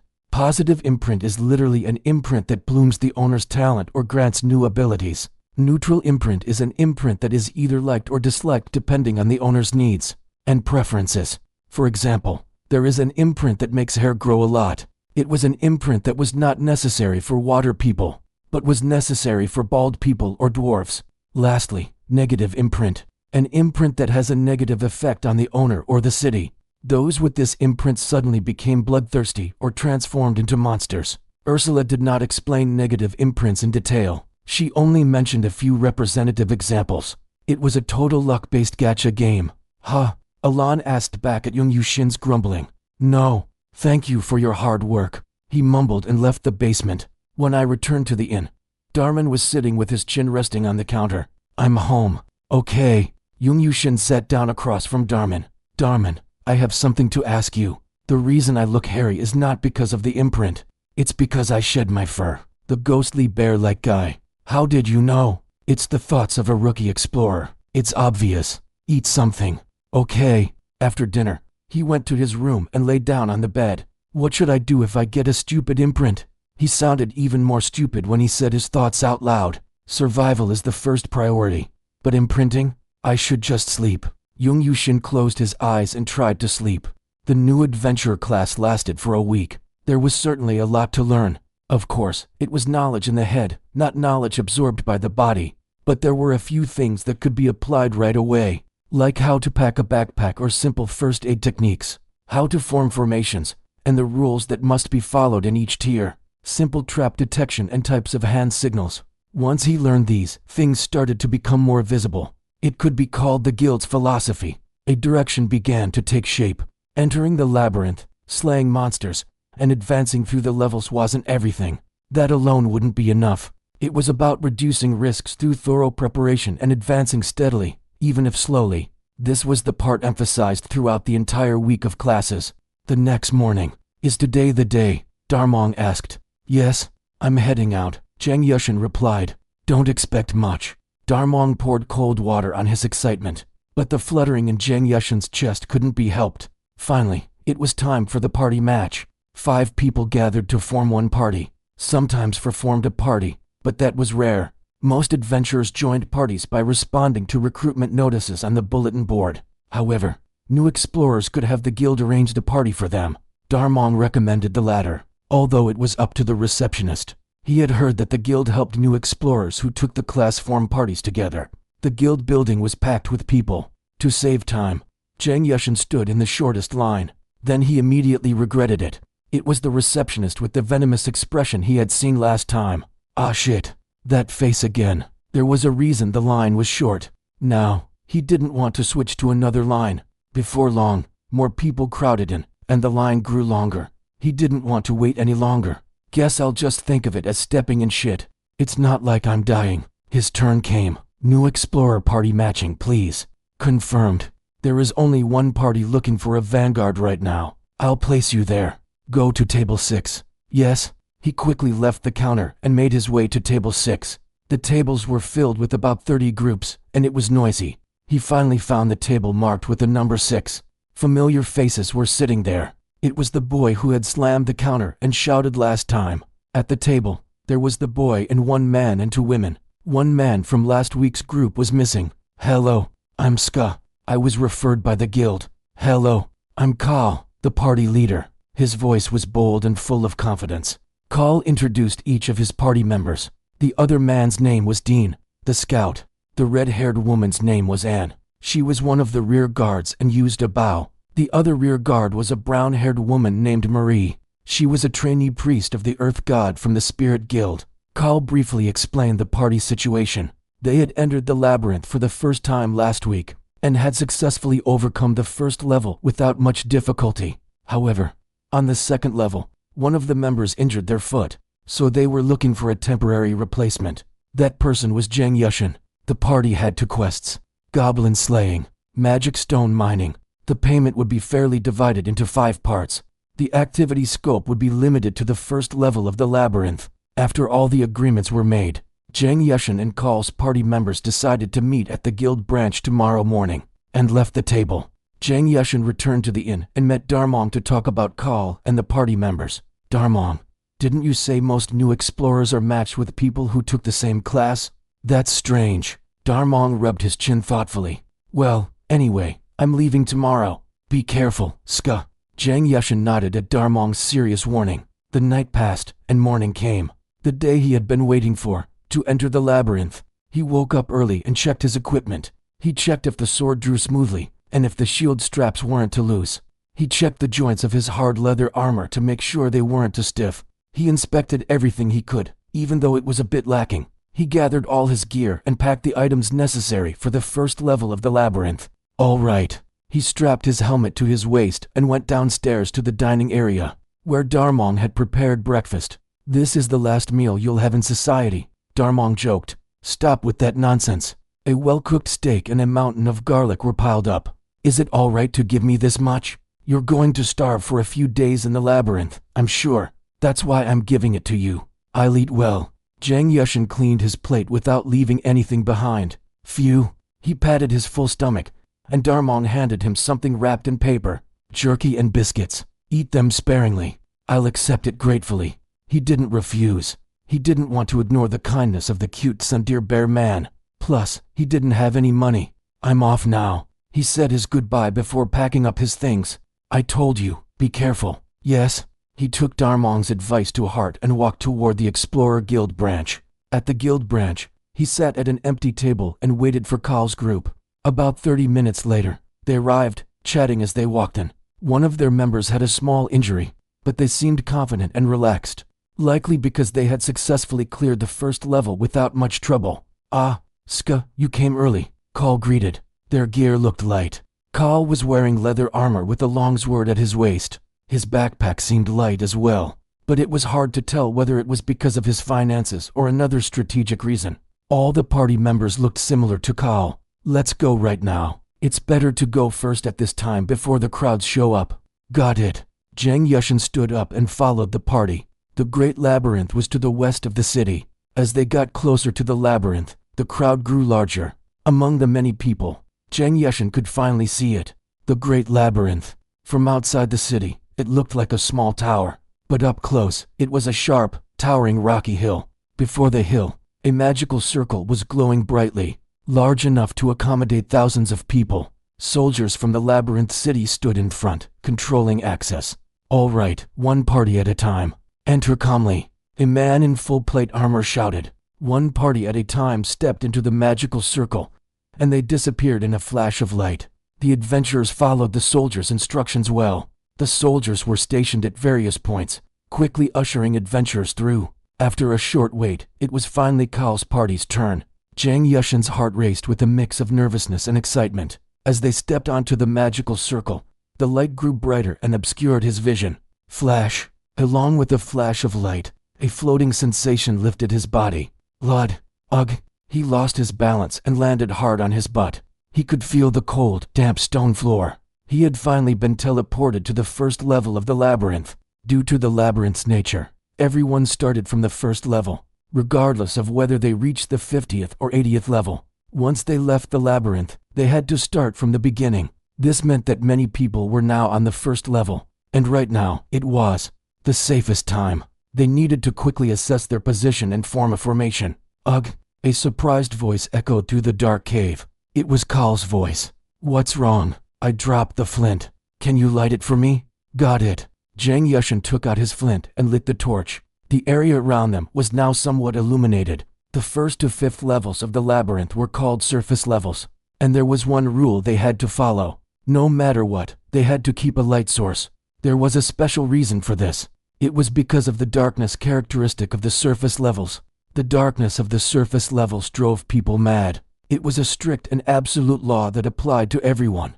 No matter how skilled an adventurer, how legendary they were, it didn't matter. But even the smallest flicker of light, like fireflies, prevented madness.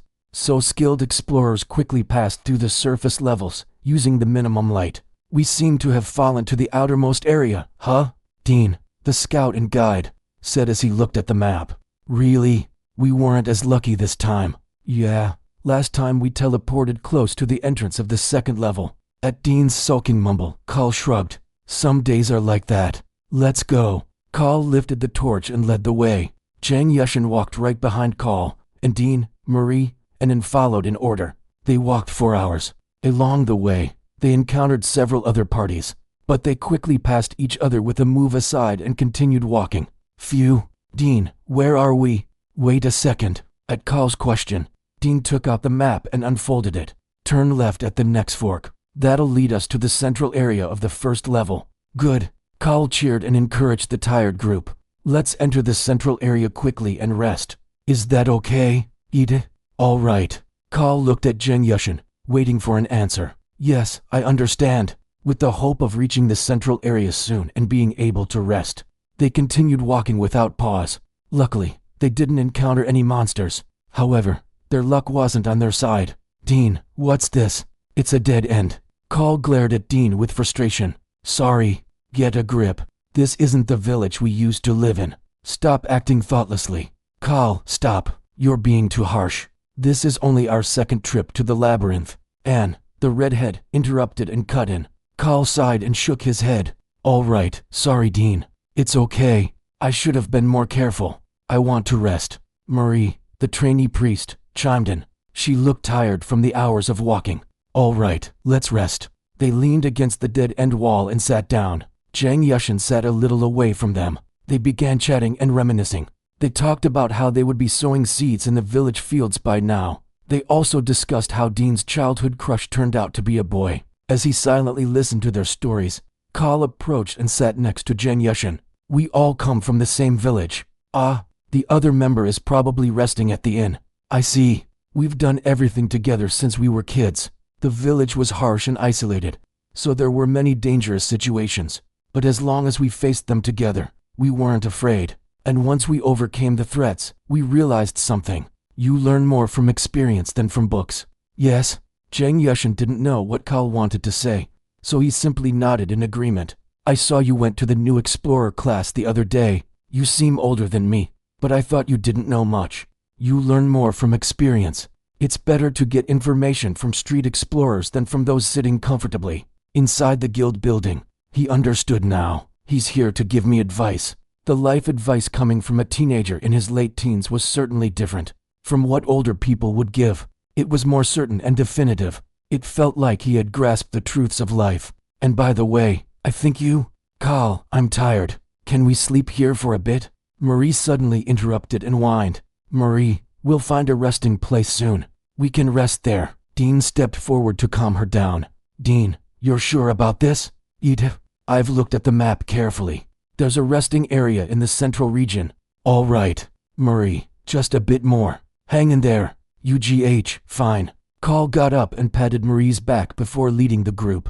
They walked for about 2 more hours. When Marie said she couldn't go any further and sat down, they found the resting place. There was a gap between the cave walls, and inside was a small chamber.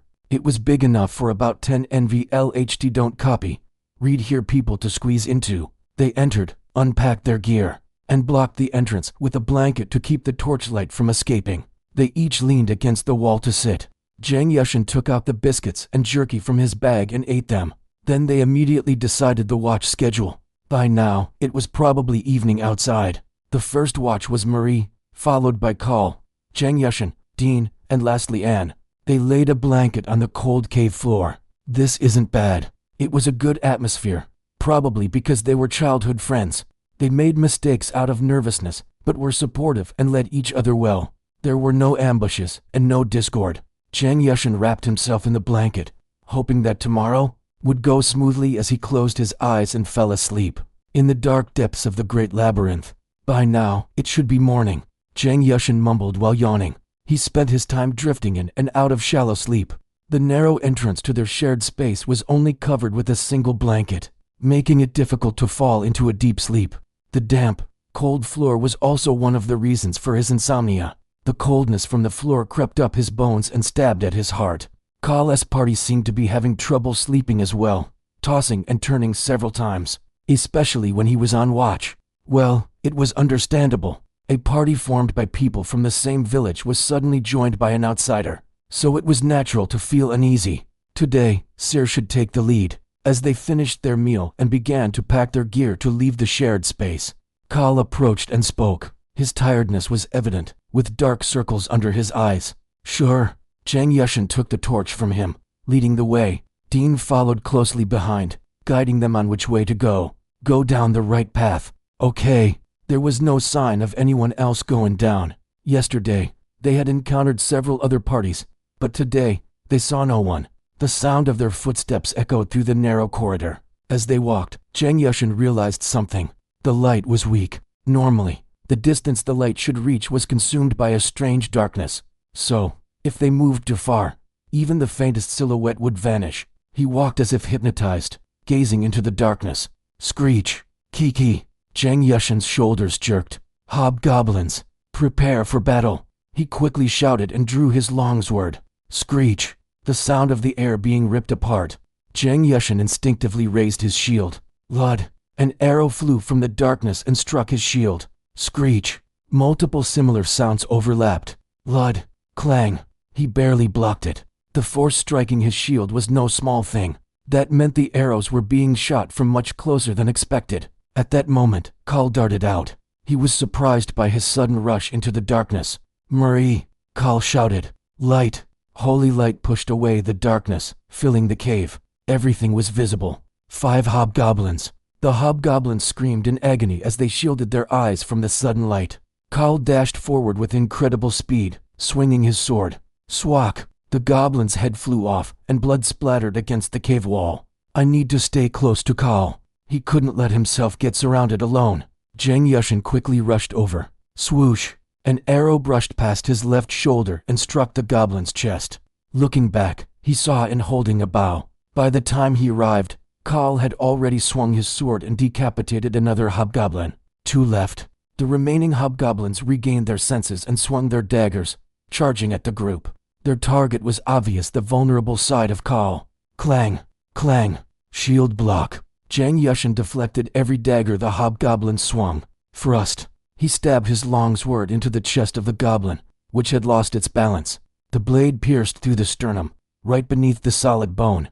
Keck! The goblin collapsed backward. Immediately, Zhang Yushin slapped the goblin standing next to Pommel on the cheek. Keek! The hobgoblin's teeth shattered, and one side of its face was crushed. Just as Zhang Yushin was about to finish off the goblin, Kal rushed in and severed its neck.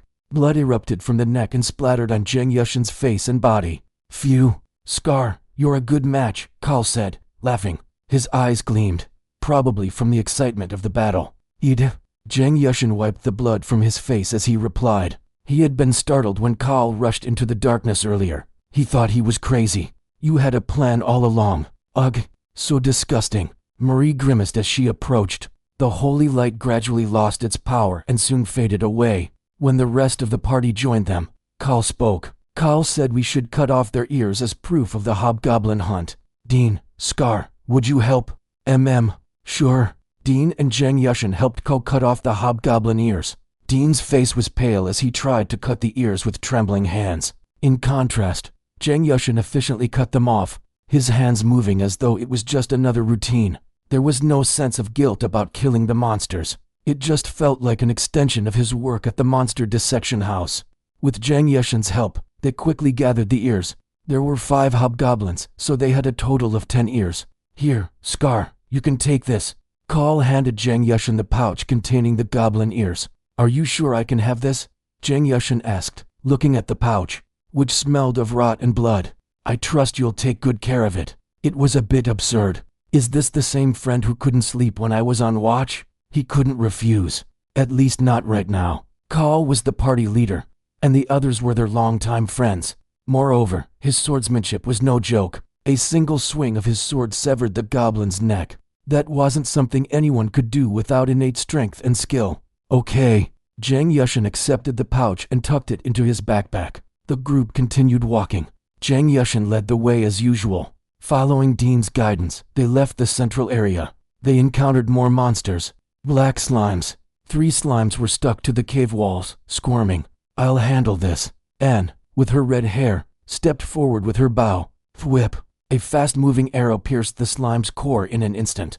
The slime, its core damaged, trembled and dropped to the ground. Wow. Anne was also impressive with her archery skills, and fired another arrow and pierced the core of the remaining slime. As they approached, they saw the slimy part was oozing like liquid, spilling onto the floor. There was a stone gleaming next to the core. Wow, magic stone. It's beautiful. Marie crouched down in front of it. Carl picked up the magic stone and placed it in his pouch. I'll take this one. I can't leave everything to Scar. Carl, you're kind. Carl smiled and ruffled Marie's head. What's with the sudden flirting? Zhang Yushin's stomach churned. That night, they camped at a nearby resting spot. Zhang Yushin's watch was the same as the previous night, and there was no ambush. I'm so damn tired. He rubbed his dry eyes and lifted the torch. Scar, just a little more to go. Eat. Zhang Yushin responded absent-mindedly to Dean's encouragement and walked. Of the torches Zhang Yushin had brought, only one remained. After excluding the one Carl had used, the other party members still had their torches intact. A few hours later, they encountered 5 black slimes, as before, and stepped forward and took care of them with her bow. 5 hobgoblins hunted /10 ears. Magic stones harvested 8/10. They had nearly completed the request. As they walked, the end of the cave appeared. At the end of the cave, there was a large clearing with a massive stone tablet in the center. As they approached the stone tablet, a blue portal and a red portal opened. Zhang Yushin remembered from the new explorer class. To exit the labyrinth, they had to enter the blue portal, and to move to the next level, they needed to take the red portal. Carl took the lead. Wait a moment. Zhang Yushin stepped forward. He couldn't bear it. Wasn't this going off plan? They were supposed to be a party for exploring the first level. That's what the receptionist had told them, and Carl had said the same. Why? Isn't this contradictory? We were told we were a first-level exploration party, weren't we? Ha! Carl's lips twisted. Scar, don't we need to finish the request? We can do that here. There's no need to go down, because there are no monsters on the first level. The senior explorers told us, and we know from experience that the second level is no different from here. Why waste time and resources chasing invisible monsters? The basic principle taught in the new explorer class. Ha, damn it. Carl cursed. Scar, no, Scar. Have you wasted your years? I told you, learn living knowledge. Go out and talk to people, engage with them. Explorer class. Principles. What are you, an idiot? Do you think they'll die if they say so? Just admit you're scared. It'll make you look less like an idiot. What the hell is this sudden outburst? It seemed like something had been touched in a bad way. Since we have different opinions, let's part here. I'm going back. Where do you think you're going? Carl drew his sword and blocked the way. You're crossing the line. Zhang Yushin also drew his sword. The cold blade of the long sword gleamed under the torchlight like a snake. Move. Pay me back. How much time and money have we wasted because of you? Are you just going to run away? Shut up. Zhang Yushin raised his shield and prepared his stance. Scar, calm down. He glanced over and saw Anne aiming her bow at him. Dean held a dagger, and Marie was muttering and preparing a spell. This is messed up. How much do you want? 20 silver. Carl's answer was so absurd it almost made him laugh. It was the amount he could earn from working at the monster dissection house. For 2 months without rest. I don't have that much. Zhang Yushin said honestly, after deducting the cost of staying in OVLIGHT at the inn. He had spent most of his earnings on weapons, armor, exploration supplies, and tuition fees. All he had left were 2 silver and a few copper coins. You'll find out when you search. Damn it. I'm getting extorted by kids younger than me in this other world. Carl, shut your mouth. And glared coldly, and Carl fell silent. Scar, I'll be honest with you. We really need to complete this request. One of our friends is injured, and we need the treatment fee. We can do it here, can't we? At the minimum cost. We came here from the countryside with nothing, and it's tight. Why are you so sure? We might not even encounter monsters on the second level and could get lost, right? A senior explorer told me at the tavern. Monsters start to appear on the second level. If we surpass the designated monster kill quota, we'll get extra payment. So it's okay if we get lost a little. Still, this is off plan, isn't it? Zhang Yushin asked half-heartedly. Plans change all the time, and the Explorer Guild is aware of it. They said they decide by majority vote. Majority vote? It was clear that everyone except him would vote to go to the second level. He decided not to ask further. If they left the party without following the majority vote, the guild would not be lenient. There would definitely be consequences. It was written in the rules. What would happen if the advice given by someone in the guild conflicted with the official guild regulations? Would the advice override the rules? He didn't know. Then what if I still refuse? Your sword looks pretty nice. Isn't that robbery? Getting it transferred through the guild wouldn't be bad either. Scar, you'll lose your sword and get the punishment on top of it. It was a perfect trap. Damn it. He sighed deeply. Fine. What's the big deal? It's the second level. He was a bit too lenient. Even though Carl and his party looked awkward, they seemed skilled. Plus, he had no money left. Carl came over and patted Zhang Yushin on the shoulder. That's the spirit, right? Let's do well again. Sorry for the casual talk earlier. It just looked stupid to see you crying and refusing. I'll go ahead. Carl pointed to the red portal with his sword.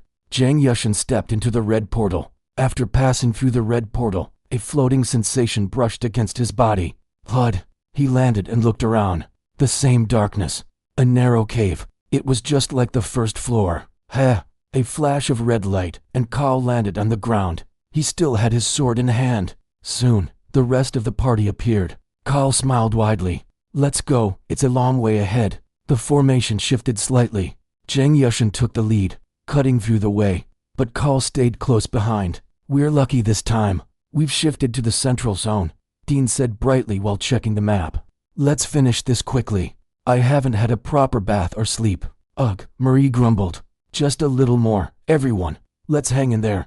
Carl reassured her. Ha-hee, ha-hee. Chilling laughter echoed from the NVLG continue reading front. It was hard to see clearly. Enemy ahead. Whether they wanted it or not, they had to stick together. So Zhang Yushin decided to do his best. He quickly raised his shield and shouted. Screech. It wasn't an arrow. A spear. There was no dodging. If he dodged, the person behind would be hit. He braced his feet and gripped the shield handle tightly. Crash! The strong impact made him stagger and take a step back. Fortunately, the shield was intact. However, the powerful blow made him lose his grip on the torch in his other hand. At that moment, Carl rushed forward. In one hand, he held the torch Zhang Yushin had dropped. Marie! Light! The cave lit up. 3 hobgoblins turned to flee. Just like I thought. They run away when there are fewer of them, Carl yelled, quickly following and slashing at the hobgoblin's back. Screech! The goblin fell, letting out a sorrowful cry. Chase them, Carl shouted and ran after the goblin. Carl! And shouted urgently. But Carl seemed to focus on chasing the goblin to hear her. There was no time to recover his injured palm. Zhang Yushin hastily ran after Carl. He saw Carl leaving the range of the light spell. The path turned right, and Carl's silhouette vanished entirely, leaving only the flickering light of the torch. Then, creak! Carl's scream filled the cave. Damn! Zhang Yushin ran with all his might and turned into the right path. There, Carl was wildly swinging his sword, fighting off 5 hobgoblins. He was limping on one foot. Trap! Carl swung his sword like an enraged beast. But the goblins only let out strange laughter as they subtly brandished their daggers and spears. Not charging in, they aimed to drain the strength of the injured beast. The textbook method of beast hunting. The torch lay on the ground. The shadows of Carl flickered against the cave wall, twisting like a dance. In response, the shadows of the goblins also shook. Zhang Yushin kicked the ground and rushed out. But it was already too late. Thud! A hobgoblin spear pierced Carl's abdomen. Ugh! Carl sucked in a breath. It wasn't a deep wound, but it was enough to freeze his body for a moment. Another hobgoblin rushed in, swinging a wooden club. Bam! Blood splattered from Carl's head. His body swayed as if he was about to fall. Bang! Bam! Each hit of the club echoed, and Carl's head caved in, his skull denting. The proud boy was gone. Only a prey. trembling as his eyes bulged out, waiting for death. The whole thing happened in an instant. Zhang Yushin couldn't do anything. Still, he ran. He plunged his sword into the goblin's neck, which was trying to choke Carl. Creak! With a scream, the goblin collapsed, clutching its neck. Two goblins latched onto Zhang Yushin's shield. The shield became so heavy he could barely move it. He was stunned by the unexpected tactic and lost focus. Damn! Only then did he see it. A goblin popped up above the shield and swung its club at his head. Clang! The club hit the steel helmet. The shock rattled his vision.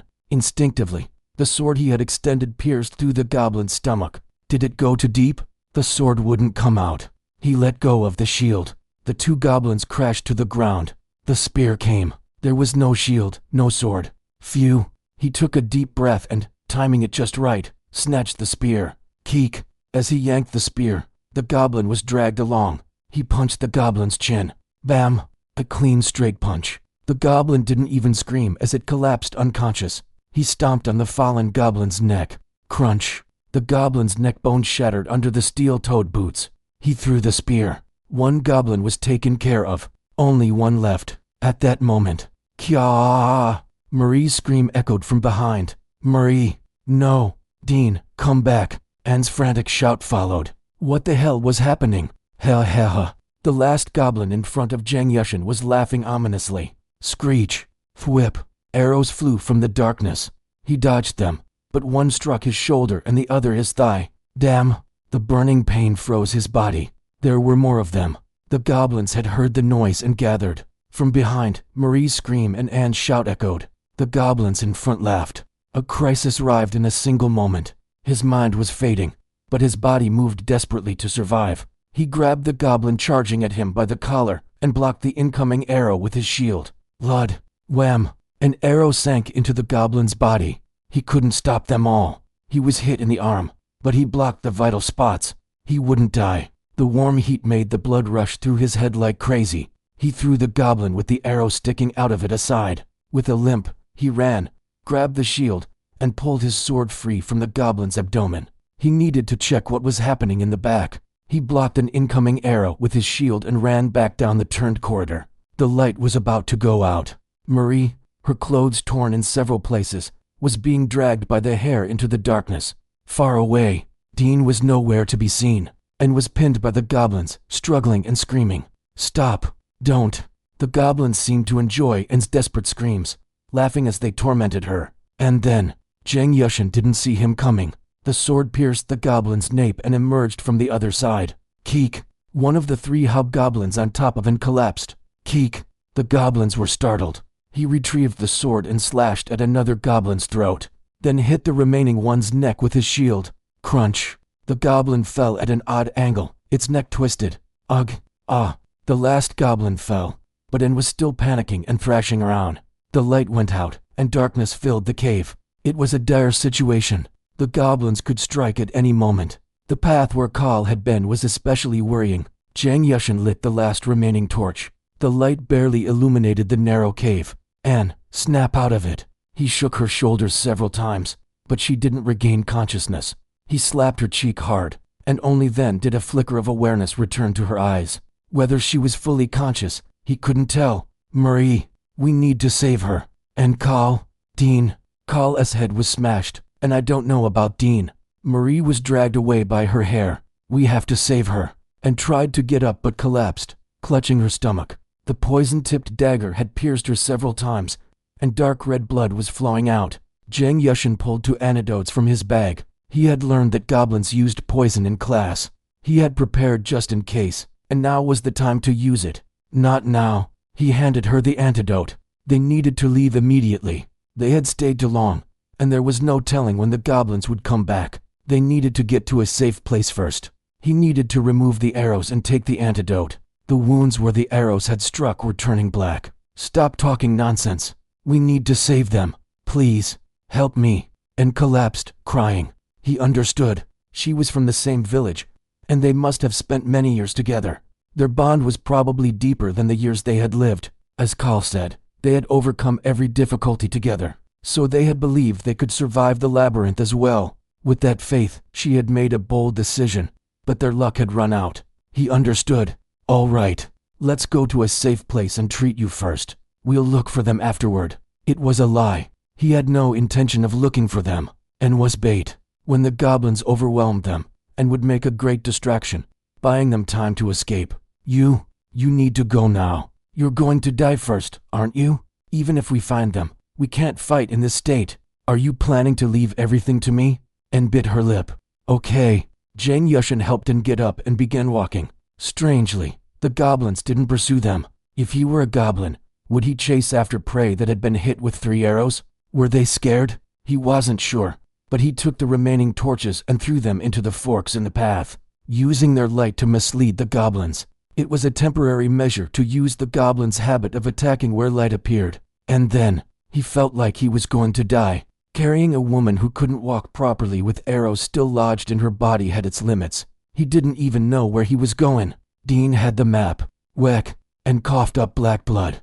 I can't go much further. He couldn't find a resting spot, let alone an actual shelter. Still, they had gotten far enough from the ambush site, and he didn't hear the goblins pursuing them. He leaned in against a cave wall and gave her the antidote, lifting her shirt to expose her stomach. He saw multiple holes in her abdomen. He poured some wine to disinfect and applied the antidote. Jang Yushin pulled a small glass vial from his bag, a low-grade healing potion. The vial, about the size of a yakut, contained a red liquid. This one vial cost 3 silver coins.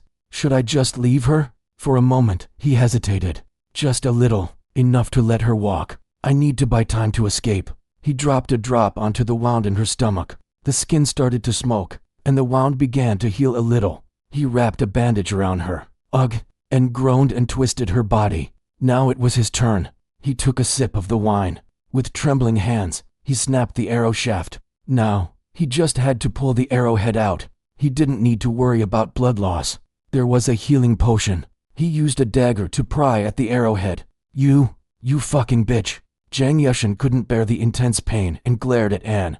The burning pain fanned his anger. Guan Yu played Go while being shot with arrows, but he felt like swearing would be the only way he could endure. Fuck, I knew it from the moment those idiots started bragging about their luck. Do you know how Kal died? He was stabbed in the stomach with a spear and had his head crushed by a club. That fucking idiot died with his eyes popping out. I told you not to go. Why drag everyone into hell? He pulled the arrowhead from his arm. Blood spurted out like a fountain. He sprayed the antidote and healing potion. When was the last time I got a tetanus shot? Was it in basic training? He gritted his teeth through the dizzying pain and continued to curse as he pulled the remaining arrowheads out. After the first aid, he looked at Anne. Tears were streaming from her blurry eyes. Jang Yushin stood up. Can you walk on your own? Yes, and clutched her stomach and stood up. Let's go. Jang Yushin didn't wait for her reply and turned, walking away. He heard her stagger behind him. I'm going to survive. Out of this damn labyrinth. He gritted his teeth and raised the torch high. Several hours had passed since they had lost their way. It was only natural, since Dean, who was supposed to lead the way, had run off. He had the map too. The light from the torch was growing weaker. Only 3 torches remained. Relying on the faint light from the torches, they stumbled through the labyrinthine caves, feeling more like they were walking toward their graves rather than an escape.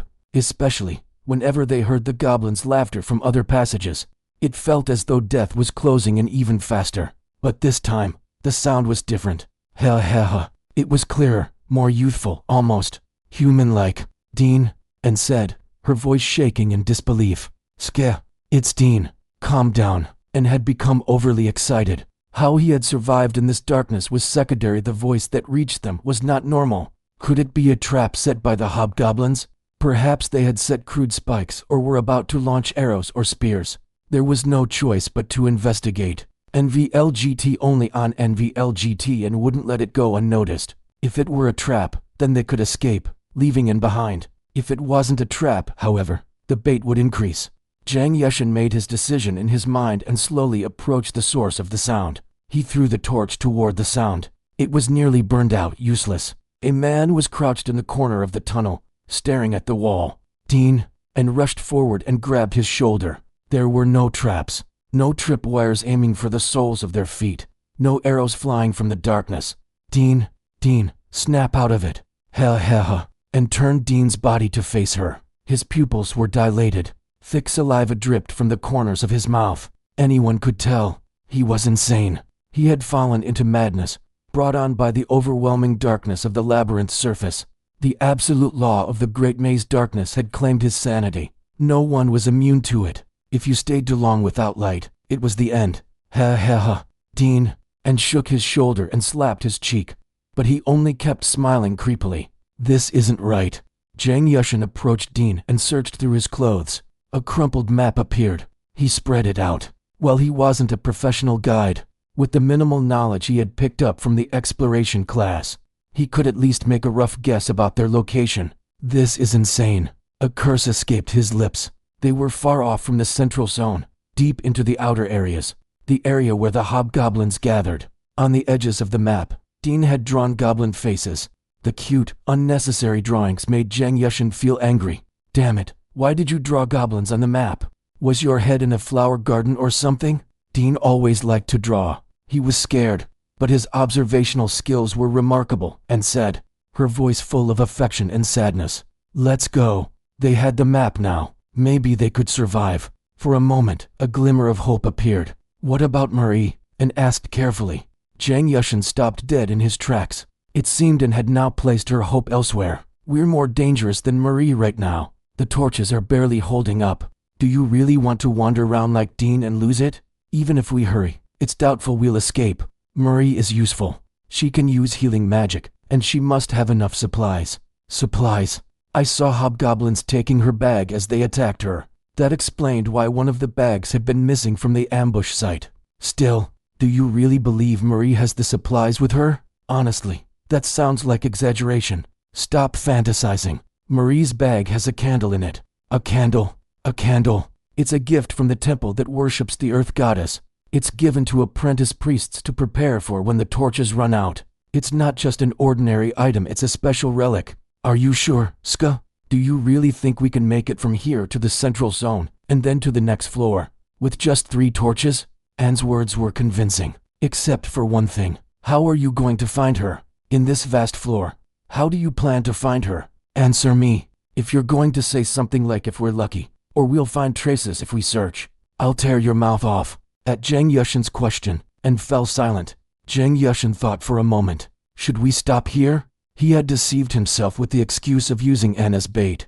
It was a moral compromise. But this farce had limits. With this level of idiocy, even Confucius, Buddha, and the Pope would step aside and tap dance, handing over the position of sainthood to him, just as he was about to suggest they part ways, and spoke up. All right, we'll find Marie later. Thinking about it, it seems like a delusion. I'm sorry. She had sharp instincts. It was an uncomfortable feeling. Okay, let's go. The best option now is to ask for help from the Exploration Guild. Jang Yushin took out a rope from his bag and tied it around Dean's waist. Since he couldn't just drag him by the hand, he planned to pull him with the rope. When Jang Yushin tugged the rope, Dean followed with a stream of drool hanging from his mouth. I'll do it. No, I'll do it. You should be using your bow, and moved forward, but Jang Yushin refused. There was a clear reason why he had set Dean behind him. Both he and En knew that. Distrust. En's bold thoughts almost seemed to touch his skin. En, you've been possessed by some evil spirit. In his mind, the one-eyed Buddha was tap dancing. Namu Amida Bu, Asura Balbalta. Please just don't make any coughing sounds. As soon as he heard the sound of a bowstring being pulled, he prepared to use Dean as a shield and draw his sword, ready to sever En's neck. Anne, as if reading his thoughts, carefully walked a little further away. Several hours passed in a strange tension. They had marched on without sleep or proper food. Eventually, they found a shelter on the outskirts. Light was seeping out from the entrance. Someone was inside. Creak, the careful sound of a bowstring being drawn. At the same time, Jang Yushin's long sword quickly slid out of its sheath. He locked eyes with Anne. It's goblins. How do you know? Archers need to have sharp eyes and ears. If we get closer, we'll hear them. As Anne had said, when they got closer, they heard the goblins' laughter from inside the shelter. It sounded like they were having some sort of joyful feast. The sound of flesh slapping against flesh and a pungent smell filled the air. Clink, clink. Ha-hee. Kakaki. Jang Yushin peered out, barely enough to see. It was just as expected, a gruesome scene. Around 6 goblins had gathered, and they were ravaging 3 women. It was impossible to tell if they were alive or dead. The goblins were being so brutal that the women, with vacant eyes, were being treated like corpses. To the goblins' whims. One of the women was Marie. Her clothes were almost torn apart, but the necklace symbolizing the spirit church was visible. She also had brown short hair and a delicate frame. It was Marie. A bitter taste filled his mouth. 8 hobgoblins. Should I just ignore this? No matter how much of a surprise attack it was, how could 2 of them handle 8 goblins? Their own condition wasn't normal. They hadn't used their potions sufficiently, and the spots where the arrows hit were still throbbing. Anne, without mentioning it, was still leaking blood from the bandages round her abdomen, and tapped Zhang Yushin on the back. Through her cautious touch, he felt a trace of hope rise, but a sigh escaped his chest. They switched positions. As soon as Anne peeked into the space, she gasped and covered her mouth with both hands. Zhang Yushin sensed it instantly. The fight was inevitable. But there was one question. Why were the goblins lighting torches? Did they want to keep the victim's mind intact? He didn't know, but it didn't matter. He would kill them all. He grabbed Anne's shoulder. He met her eyes, full of sorrow and anger. He explained the plan using the sign language they had learned in class. You take care of the 4 far ones with your bow. I'll handle the closer 4. Anne looked at him with doubt in her eyes. Damn, he had forgotten for a moment how smart Anne was. She hadn't taken any exploration classes, but she's from a hunter family. Shouldn't she at least know sign language? He swallowed his doubt. He leaned in close to Anne's ear and whispered, Kill the 4 far ones. I'll handle the rest. Yes, the torch she had was already extinguished, and the sword was drawn. Dean's mouth was tightly bound with rope, so the ambush was ready. Anne and Zhang Yushin looked at each other. They nodded and moved in. They lowered their bodies to avoid blocking Anne's line of sight and ran. Keek, the closest goblin, looked up. Slash! The sword gleamed and the goblin's head flew through the air. One down. At the same time, an arrow flew and pierced the chest of a distant goblin. In the commotion, some goblins got up in confusion. Zhang Yushin swung the edge of his shield, smashing the goblin's neck. Crack! The goblin fell, its tongue lolling out, collapsing sideways. One goblin had its head smashed with a pommel, and the last one was kicked in the stomach. Blood! The sound of its belly bursting made the goblin fly backward. Meanwhile, Anne's arrow pierced the chest of the last goblin. Creak! Blood! The goblin, clutching its chest, screamed and fell. Zhang Yushin approached the goblin with a crushed abdomen. It was still alive, spitting blood, but not dead yet. He crushed its neck with his boot. Crunch! As he looked around for any goblins that might still be alive, and rushed over to Marie and pulled her limp body into her arms. Marie! Marie! Marie's condition wasn't good. Her body was covered in semen, and one eye was swollen and mixed with broken eye fragments and blood, crusted and hardened. First, he poured some disinfecting wine, wiped the fragments and hardened blood off, and bandaged her with clean bandages. What about the potions? I used them all. He shook the empty potion bottle in front of Anne's doubtful eyes. By now, it was terrifying. He was certain that if they didn't act soon, Anne would definitely shoot an arrow into the back of his head, and wiped the semen off Marie's body and held her in her arms, and spoke several times, but, Marie, completely broken, only sporadically made strange sounds, like a broken doll. Hey and Dewey, a mad friend and a broken friend. They were alive, but their future lives looked bleak. Of course, that was only if they survived here. Among the hobgoblin corpses and the scattered bags around them, Zhang Yushin scavenged for supplies. Fortunately, he found Marie's bag. As Anne had said, there was a candle and a candlestick inside. It's huge. Compared to a torch, it was only slightly smaller. Now, if we just rescue Carl. At Anne's mumbling, Zhang Yushin felt chills all over his body. Carl is dead. Just like this. He held up the goblin with its head crushed by the pommel. He was crushed in the stomach with a spear, and his skull caved in from the club. His eyes popped out like a crab. I told you. Do you not believe it? The disaster was one step closer. Anne's expression hardened. But didn't Scassi say he'd help look for them? We've already found all the scattered comrades. Are you really trying to collect their corpses now? Zhang Yushin felt a throbbing pain in his head. When he had decided to save Anne and travel together, he should have never mentioned looking for comrades. It wasn't part of the plan, but by chance, they had found 2 people. Maybe it was just luck. Zhang Yushin felt that way, but it might have felt differently. Not by chance, but by fate, some inevitable twist of destiny. I've been spinning the hope circuit too much. There's a whole bunch of bullshit tangled in there. A late regret surged up. He had joined a family-like small company as an outsourced worker. When he raised questions about tasks outside the contract, he was cursed out by the young CEO. With one mistake, the family-like party had fallen apart. Somehow, he had managed to find a way to survive by luck. And, by even greater luck, he had found people. Now, the deceased CEO was the one asking to be found. It was truly frustrating. But with the last remaining conscience of a modern-day person, Jang Yushin spoke to Anne. Anne, I swear on my conscience, Call is dead. The situation was urgent. Maybe you saw it wrong? Fuck this. It was a disaster. He couldn't hold it in anymore. Enough. I'm going alone. You all figure it out. Whether you find him or not, I don't care. Anne spoke urgently. Scassi, do you really think you can go alone? It'd be better than dying looking for a dead bastard. Jang Yushin packed his things and stood up. Scassi, Anne's desperate voice echoed through the dark tunnel. He's really lost it. Jang Yushin gritted his teeth and turned his back. Just as he was about to leave the tunnel, something fell from the hard leather armor. It was soaked in goblin blood, but he could clearly recognize it. A brown clump of fur. It belonged to Darmong. Jang Yushin stared blankly at the clump of fur that had fallen to the ground. Why is this here? A deflated sound escaped from Jang Yushin's lips. The beastman who had taken him in when he had nowhere to go. The beastman who had helped him unreservedly when he aimed to be an explorer. Without Darmong's help and advice, Jang Yushin might still be wandering the streets.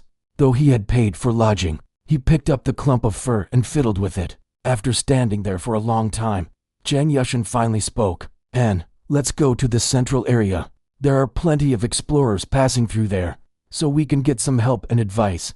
If we meet a good explorer, it'll be easier to find a comrade. This is my last concession. Anne, who had been silent, spoke. Understood. We should probably part ways there. Jang Yushin stuffed the blood-soaked fur into his pants. Jang Yushin and the group packed up and left the outer resting area. Mari, like Dean, tied a rope around her waist and dragged it along. In the long silence, each of them ventured through the darkness with their own thoughts.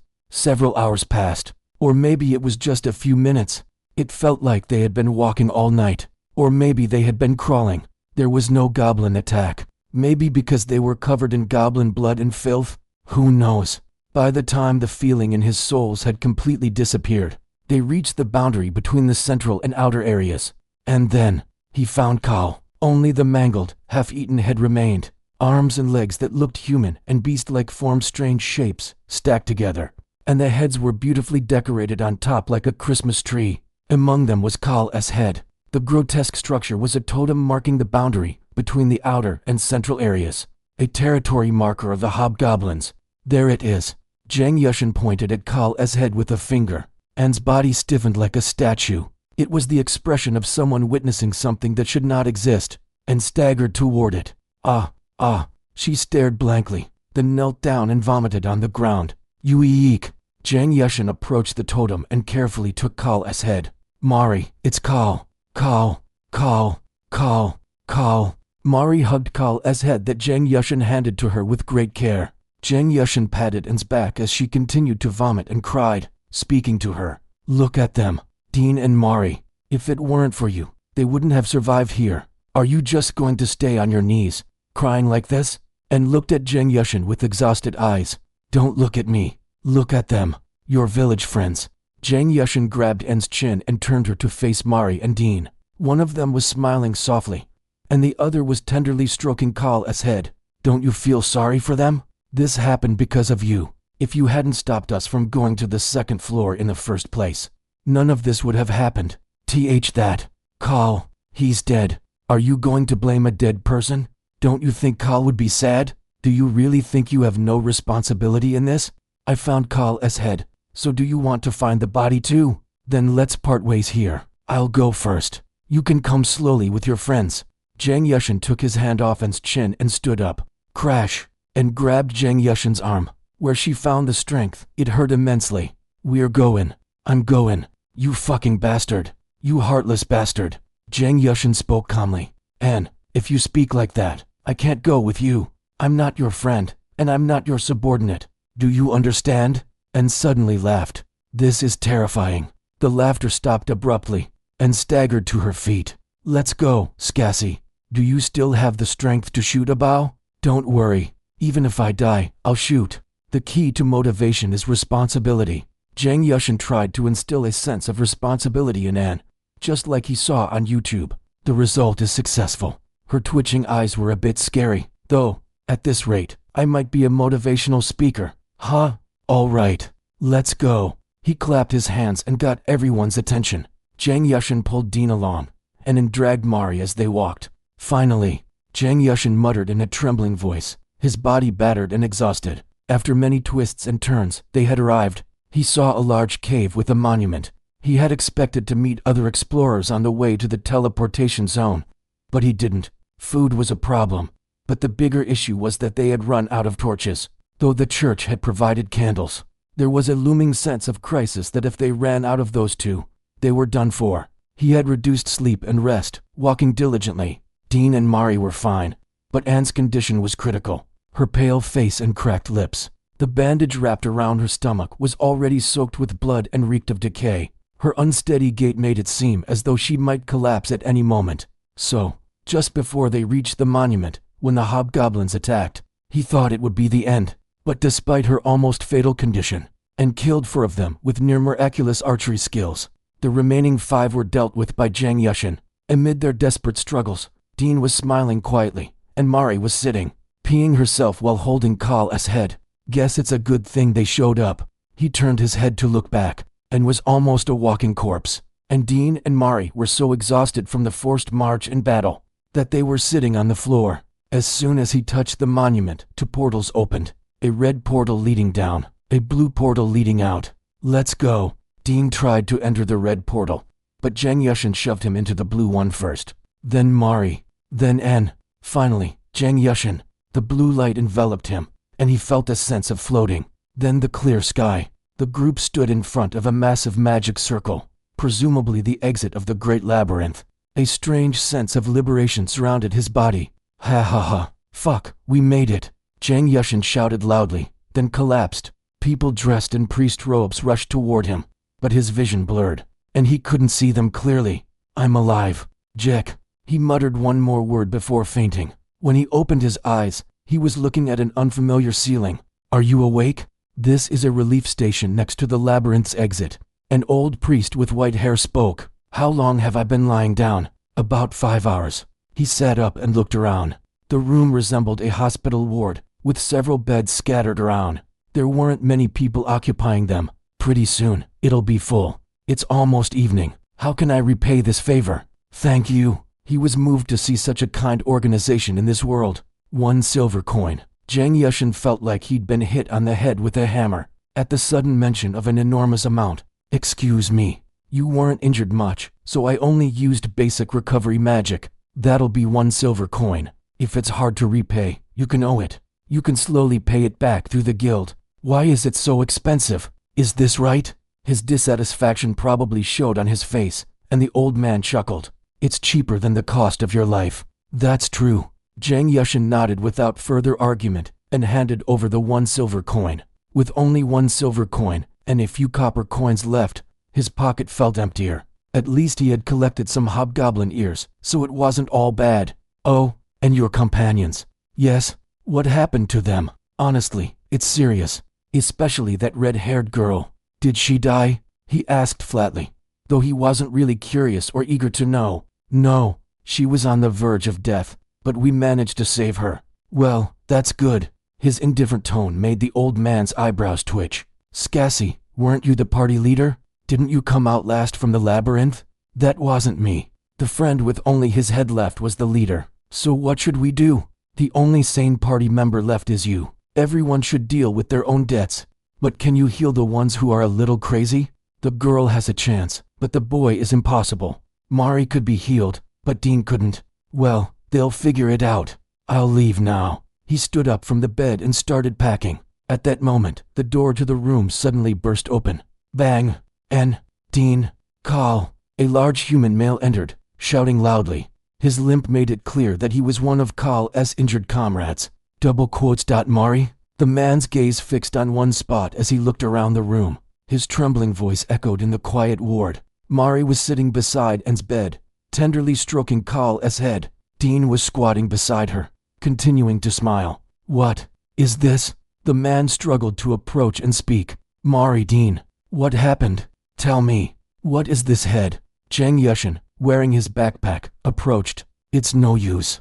Mari's mind is shattered, and Dean is crazy. Who are you? The man growled aggressively. I'm the replacement who joined. Explain what happened. See the head Mari is holding? It's Carl. What? What did you say? The man repeated the question as though he hadn't heard it correctly, but his gaze remained fixed on Carl's head in Mari's arms. It's Carl. He got trapped in a hobgoblin trap, stabbed with a spear, and his skull was smashed with a club. He died. A silence fell over the room.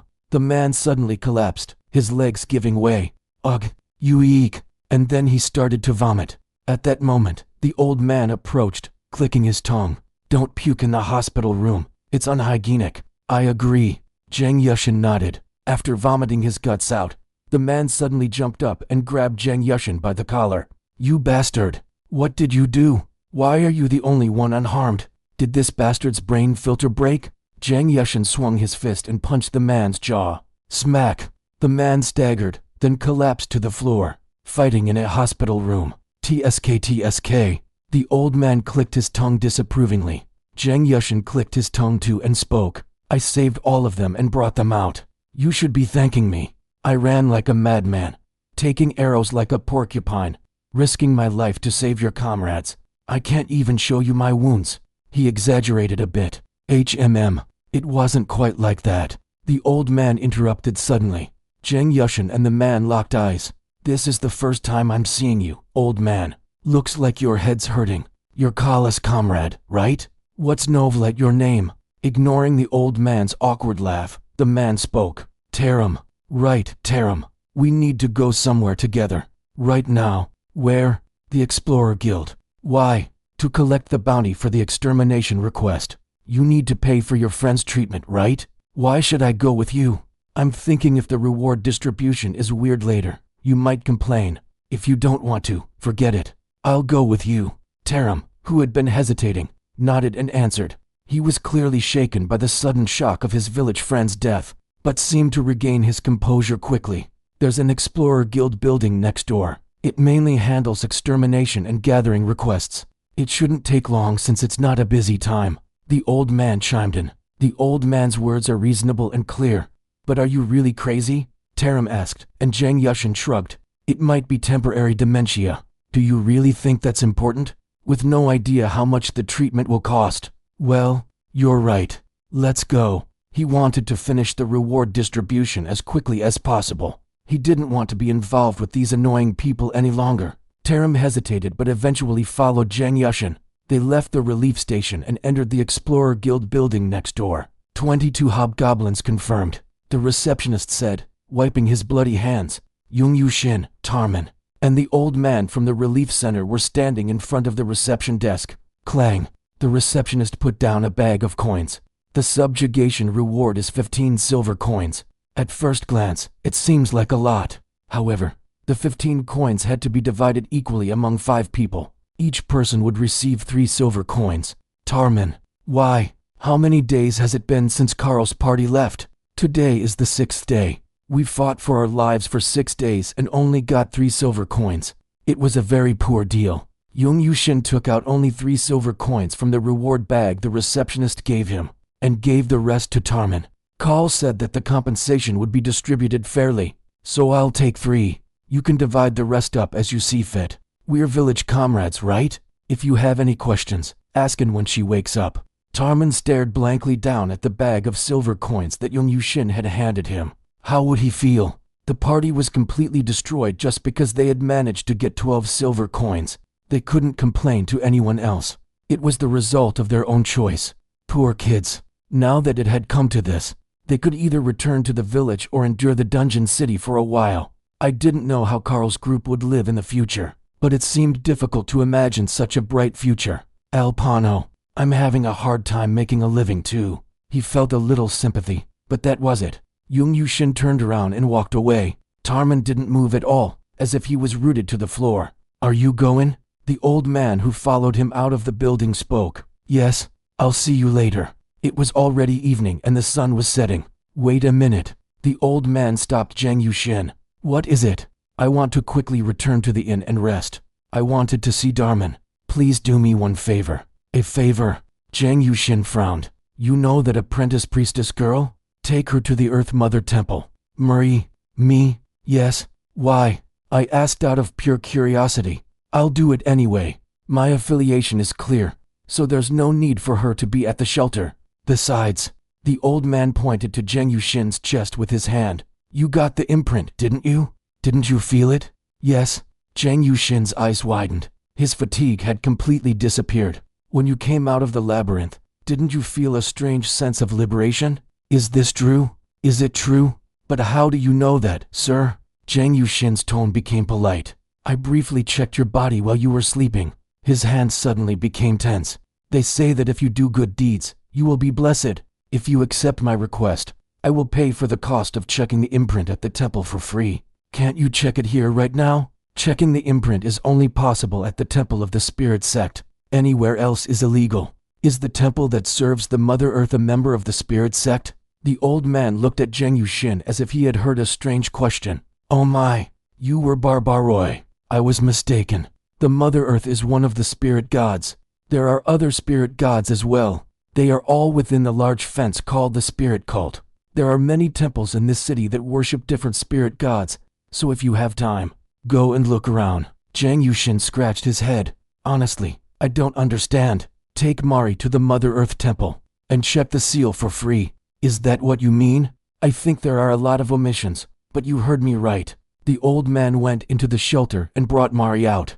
I'll tell the young man Tarman. Take him home without worry. But would he accept me if I just took him there? Take this. It's a symbol of the spirit teacher, so it should be enough. Don't lose it. What's the spirit teacher? Judging from the old man's casual remark, it doesn't seem like an important issue. The important thing is the imprint.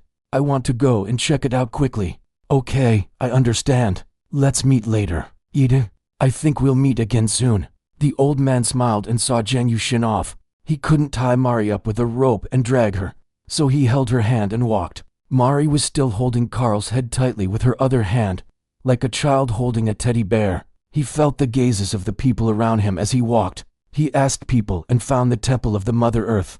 We finally arrived. Phew, you worked hard, Mari. EWW. He was only able to arrive at the temple gate after the sun had completely set.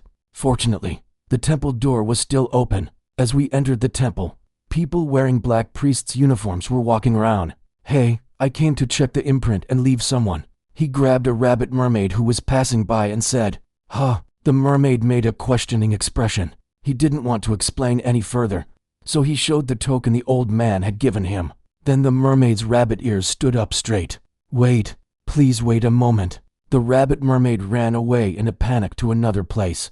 After waiting for a moment, a freckled human woman approached him. Just come this way. We followed the woman and arrived at a large hallway. There were more than 10 reception desks there, and explorers were standing in line in front of them. It had a similar structure to the Explorers Guild.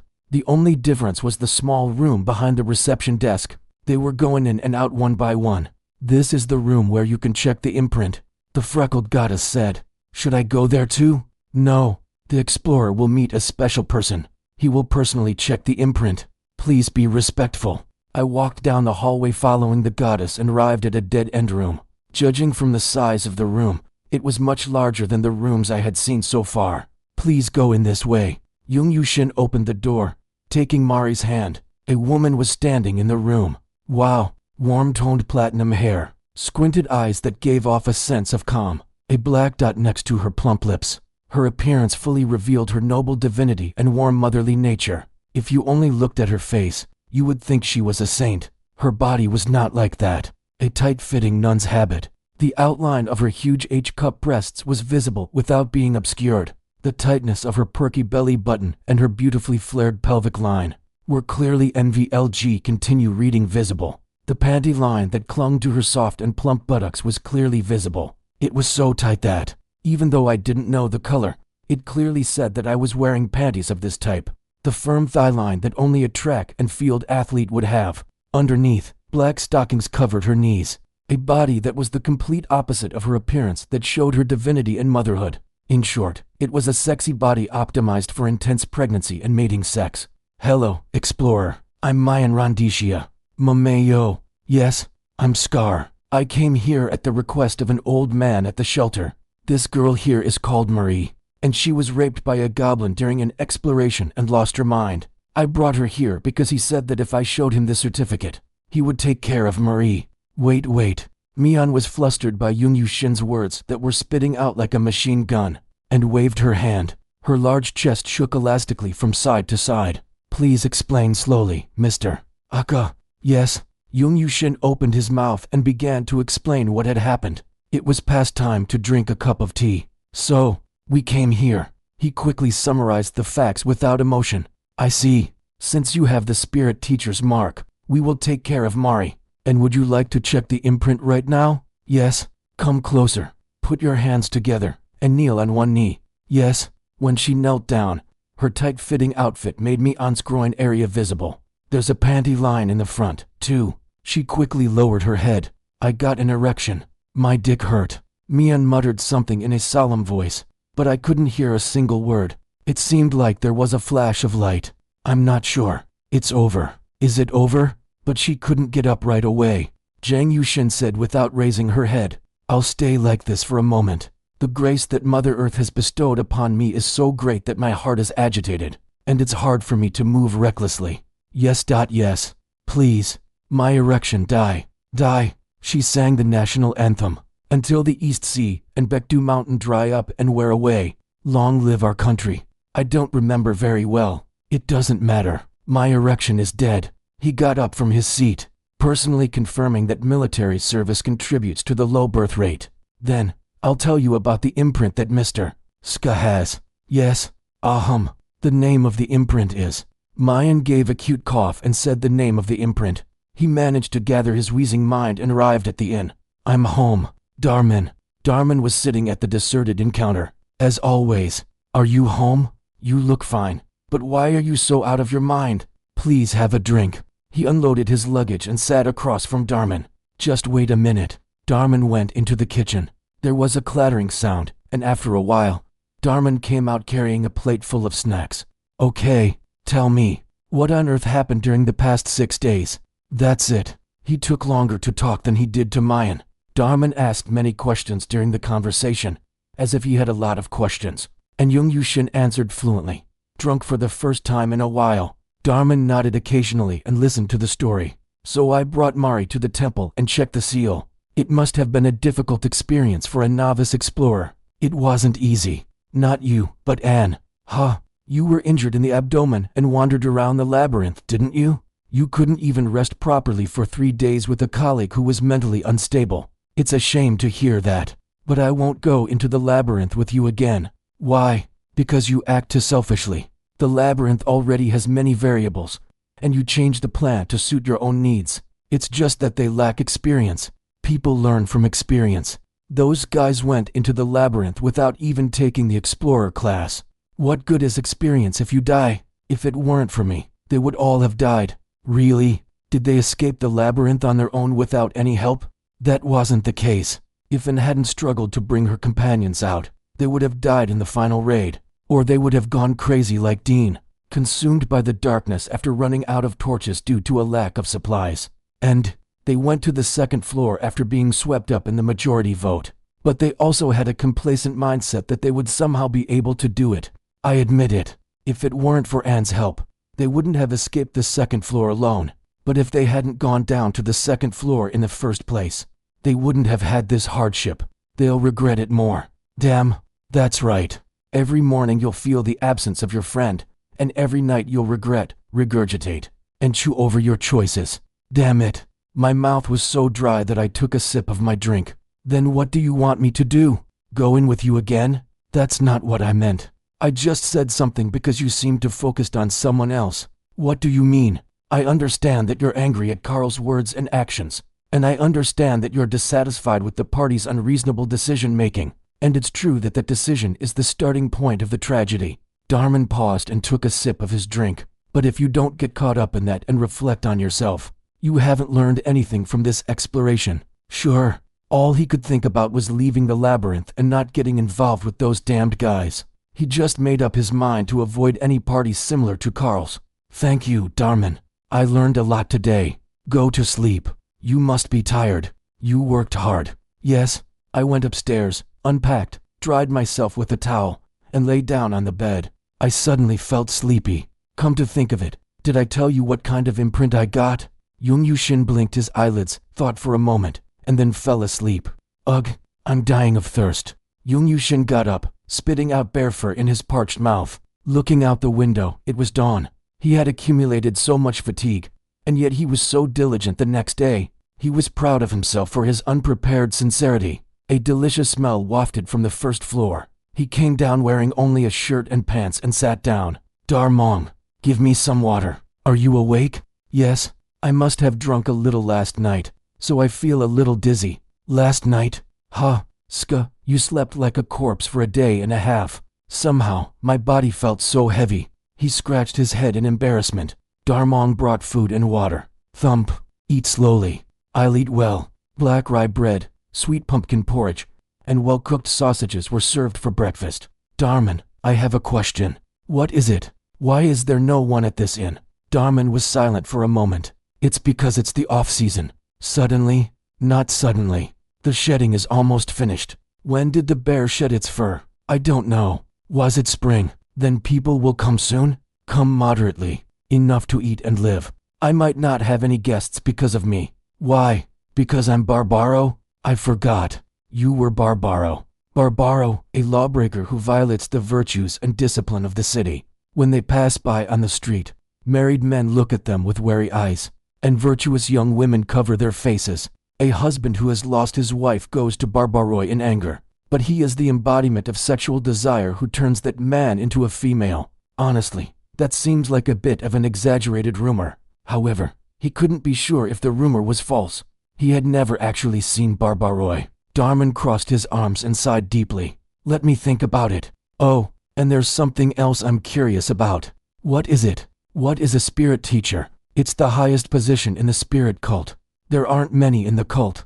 An old man at a shelter. His own rude speech and behavior. Memories flashed through his mind, and he broke out in a cold sweat. The spirit teacher must have great power, right? At least in the Eastern Alliance.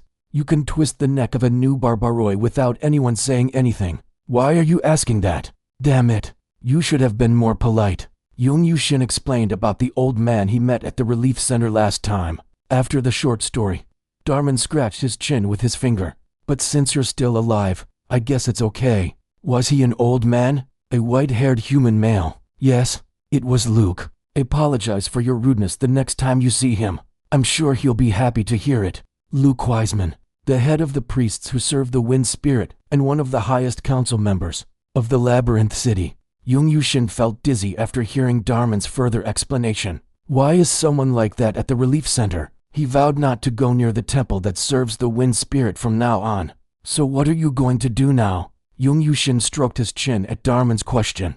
I want to learn more. Be specific. Should I say how to handle weapons? I want to train my body to be strong.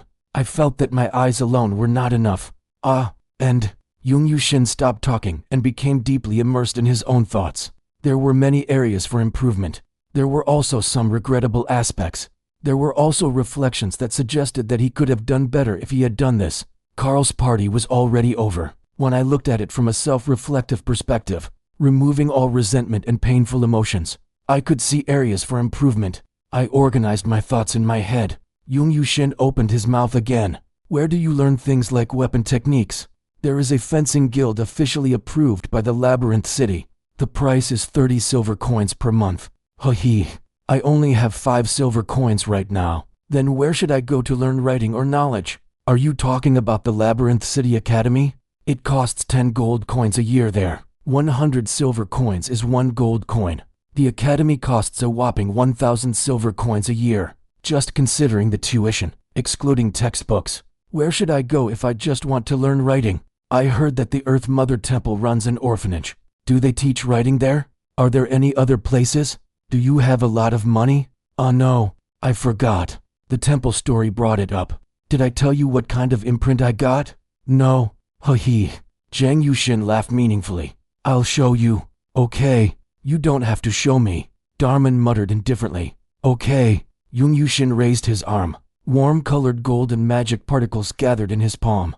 After a while, a golden dagger was created on his palm.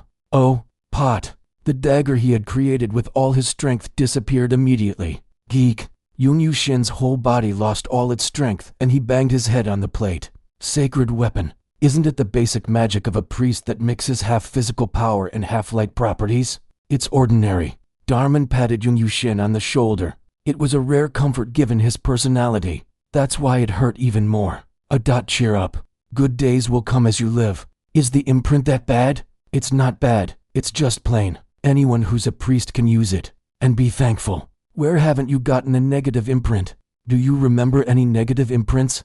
Wait a minute. Darman clenched his jaw and stared blankly into space for a moment. Then he suddenly started laughing. One of my friends got one. What? A mark that makes you get an erection in front of a man instead of dying in front of a woman. By the way, there's also a mark that makes you want to buy delicious things for a child. Be careful. It's dangerous. What do you do if you get that imprint? You can erase it. Pay for it. The more times you erase and relight it, the more money you have to pay. Hee. It wasn't the Great Labyrinth, it was the Lucky Palgaich Mang Labyrinth. The legend that all the demons were gathered and sealed wasn't a lie. The sacred weapon engraving is ordinary. Ordinary is not bad. Darman, who would never say that an engraving is good even if he dies soon, came to mind. Mion's face, who had said that it was a good engraving with a clumsy smile, came to mind. Was it a white lie? Zhang Yushin staggered and got up from his seat.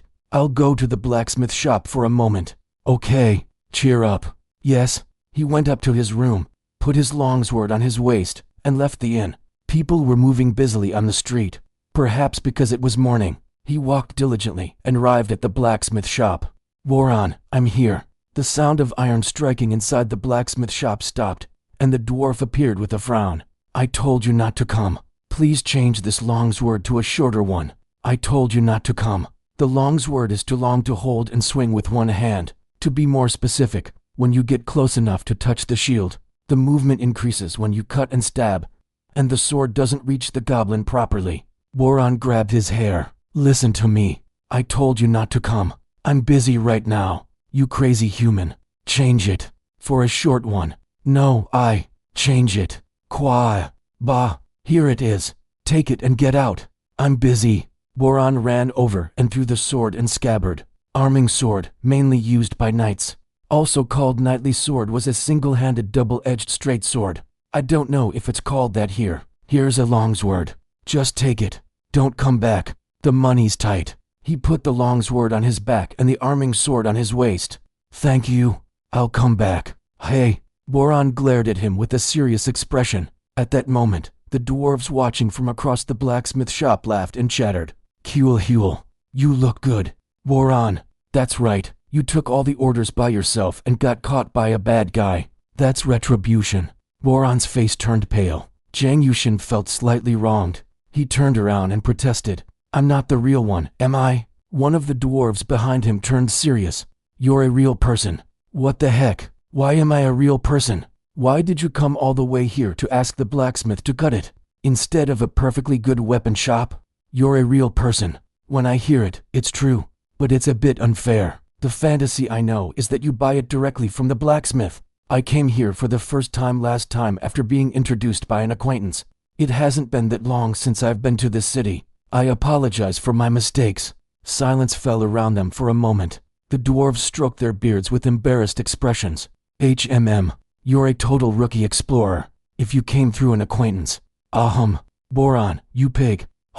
Woran sank to the ground, his strength draining away. I didn't mean to tell you not to come, but I'm really busy.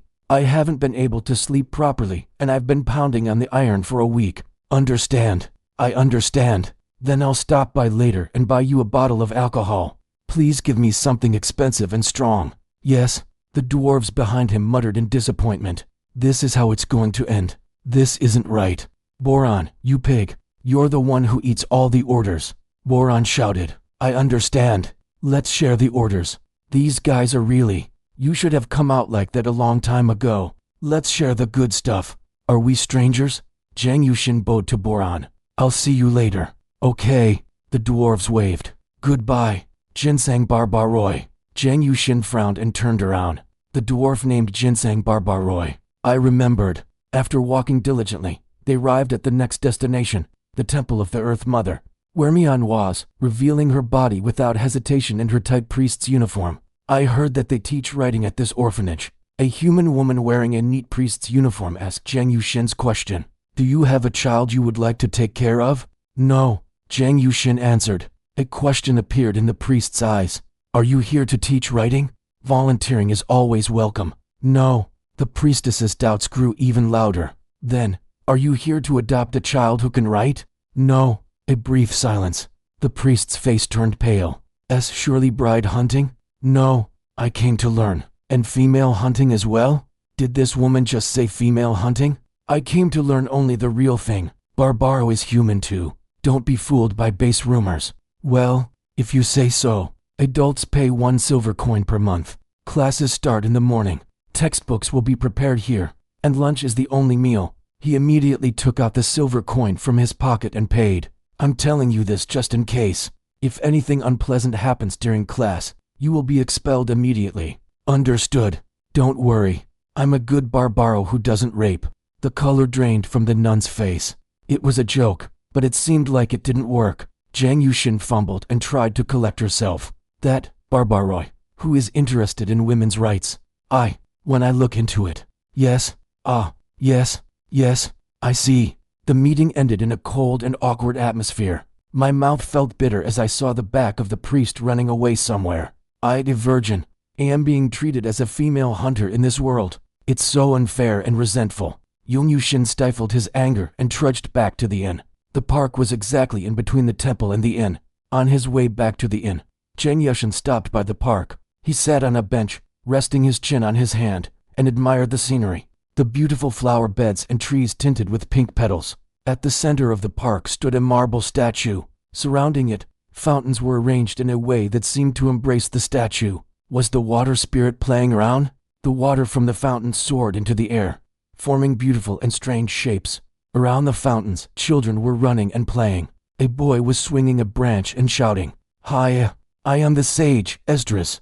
Take that, you bad guys." Another child shouted at the top of his lungs, "This time, I'm playing the role of Esdras. Why do you always get the good roles?" Zhang Yushin, sitting on the bench, lowered his head as he watched the children argue. His thoughts grew deeper. He had paid for the opportunity to learn to read and write. But where could he afford to learn how to handle weapons cheaply? The cost of a swordsmanship class was 30 silver coins. That was the amount he would earn after working for 3 months straight. At the monster dissection facility, without taking a breath, Zhang Yushin grabbed his hair and let out a long sigh. There were also fixed costs. The rent he paid to Damon alone was 1 silver coin and 50 copper coins per month, a constant drain on his pocket, even when he just sat there breathing. Having just paid for the class, he had only 4 silver coins and a few copper coins left. If he planned to go back into the labyrinth, he needed to start saving money from now on. At the very least, he needed money to buy supplies. Breakfast was free at the inn, and lunch was provided at the temple, so he was lucky in that regard.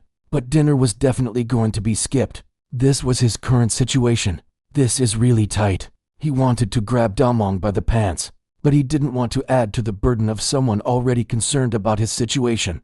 Who would want to stay at an inn with a potential sex offender? If he had been the innkeeper, he would have kicked him out immediately. But Zhang Yushin respected Damong for worrying about the issue. He organized his thoughts. Ultimately, he was left with 2 choices. The first was to work at the monster dissection facility. He could earn money, but it wouldn't improve his situation. There would be no time to enter the labyrinth, let alone learn how to read. He would have to spend 3 months working there day and night without rest. Then, after working for 3 months, he would have to give all the money to the Swordsmanship Guild, learn a little for a month, and then work another 3 months in the dissection facility. No matter how he looked at it, it was inefficient. The second was to enter the labyrinth again. As long as he didn't suffer serious injuries or strange markings, he could avoid a serious deficit. So it was worth a shot. When he thought about it, he wasn't even earning that little money. He made 3 silver coins on his first exploration, which wasn't bad for a week's worth of work. Although he had to risk his life, didn't eat well, sleep poorly, and spent more on supplies, making it a deficit. But what did it matter? If he met a good party and worked hard exploring the labyrinth, his skills would improve. And if his skills improved, more opportunities to earn would come. He had decided. Zhang Yushin stood up from the bench. Now that he had a plan, all that was left was to act. No. Why? The man sitting across from Zhang Yushin shook his head. You're a barbarian. My party doesn't take female hunters. Zhang Yushin frowned. At least call me a bride hunter. Damn, it's the same thing. This was the fourth rejection. After preparing his supplies and spending a day at the inn, he came to the Explorer Guild with high hopes, but every time, he was rejected in the interviews because he was a barbarian. The NVLIGH man sighed. Go to a different party, not a normal one like ours. The party member sitting next to the man shot a cold glance at Zhang Yushin. Is there even a non-normal party? Don't look at the recruitment posts on the guild board. Ask the receptionist. Say you want to join a scrap party. What's a scrap party? Are you talking about a new explorer party? No, never mind. Ask the receptionist. Get lost. The man waved his hand dismissively, showing he didn't want to explain any further. Zhang Yushin got up from his seat. Wasn't it lucky that he got into the clueless cow party? He avoided the cold-looking female receptionist and went to another one. Hello, explorer. How can I help you? It was the cute-eared dogkin he had seen earlier. What's a scrap party? Oh, that's a party formed by people with negative markings. Are you thinking of joining one? Yes. No one else will take me, so that's my only choice. There's a new explorer party that's been formed. Why don't you try joining them? Is it a party made by young people from the countryside? Yes. By the way, these people didn't take the new explorer class. They thought it was too expensive, even though the fee was heavily discounted this time. This was completely so ominous. Are you okay? Your hands are shaking. The receptionist asked with a worried look. Please sign me up for the scrap party. Okay. There's a negative marking party looking for a frontline member. You can go to table 21. Thank you. Zhang Yushin turned and went to table 21. They look normal. There were 4 people sitting at table 21. An old human wizard, a middle-aged gnome, a dwarf with a bushy beard, and a goblin. Zhang Yushin's mouth dropped open. What the hell? A goblin. The goblin spoke. What are you looking at? First time seeing a talking goblin? This is the first time I've seen a talking goblin. Are you a beginner explorer? Yes. You're lucky. Most beginner explorers would have pulled out their sword as soon as they saw me. This is Ska. Did I pass? To be honest, we're not picky. I'm Del. I used to be an elf, but I got a goblin mark, so now I look like this. I'm still an elf, though. Remember that. He really emphasizes that a lot. Del looked around and said, let's introduce ourselves. The old human wizard opened his mouth. I'm Kelton, a wizard. A weakling. Weakling. Zhang Yushin stared blankly at the old wizard who suddenly insulted him. I have the Meskaki marking. I don't want to say anything more, so I'll end it here. Weakling. Yeah. The old man frowned and crossed his arms. Next was the dwarf. Einhofer. I have the tremor marking and stamina reduction marking. Zhang Yushin looked at the huge one-sided axe standing behind the dwarf. Sometimes my hands slip. Be careful. He swallowed nervously. The dwarf, who was serious about his weapon, had a sharp, gleaming axe. Lastly, the middle-aged gnome. I'm Ditto. By the way, Barbarian, you're a virgin? What the hell? What marking do you have? Noticing Zhang Yushin's anxious gaze, Ditto grinned. It's a marking that shows how many times you've had sex. It shows up as a red number above your head. Wow, a virgin barbarian. This is rare. The goblin interjected. Isn't that marking not really a problem? It doesn't affect combat. Zhang Yushin raised an eyebrow. Female explorers hate it. It's embarrassing and shameful when their private life is exposed like that. What about male explorers? Ditto laughed darkly. If an explorer is seen with me, that explorer's career is over.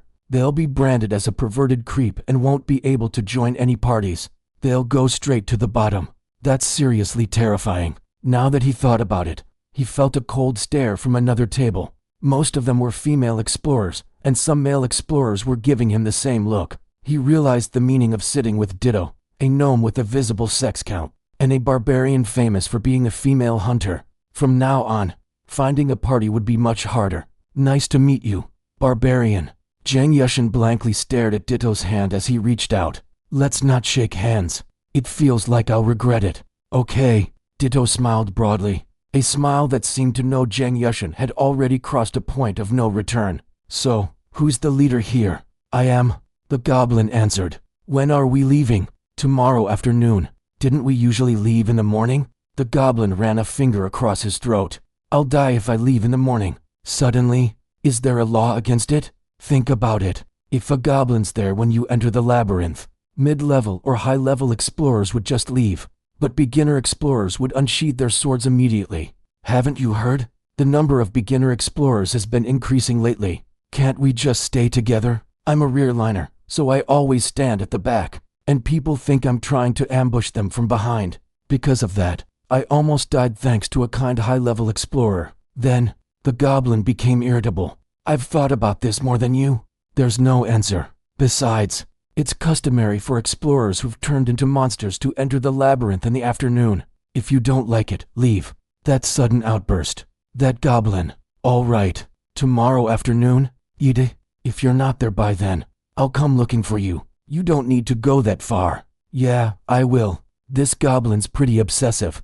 Okay, see you tomorrow. Zhang Yushin got up from table 21 and left the guild building. As for the party situation, he was lucky. He could go to the temple in the morning and secure some time to learn to read. Of course, he couldn't go every day, but he was grateful for the opportunity to learn even a little. Welcome back. Did you make it? When Zhang Yushin returned to the inn, Damong greeted him. It's hard for a barbarian to find a party. Take it slow. Damong's words of comfort made Zhang Yushin scratch his head. I found a party, though. Why? What happened? Do you know what a scrap party is? Huh, no way. Ida, I've joined a party with some unique people. We're leaving tomorrow afternoon. Sounds pretty unique. Ida, there's a goblin and a gnome with a visible sex count. It's pretty diverse.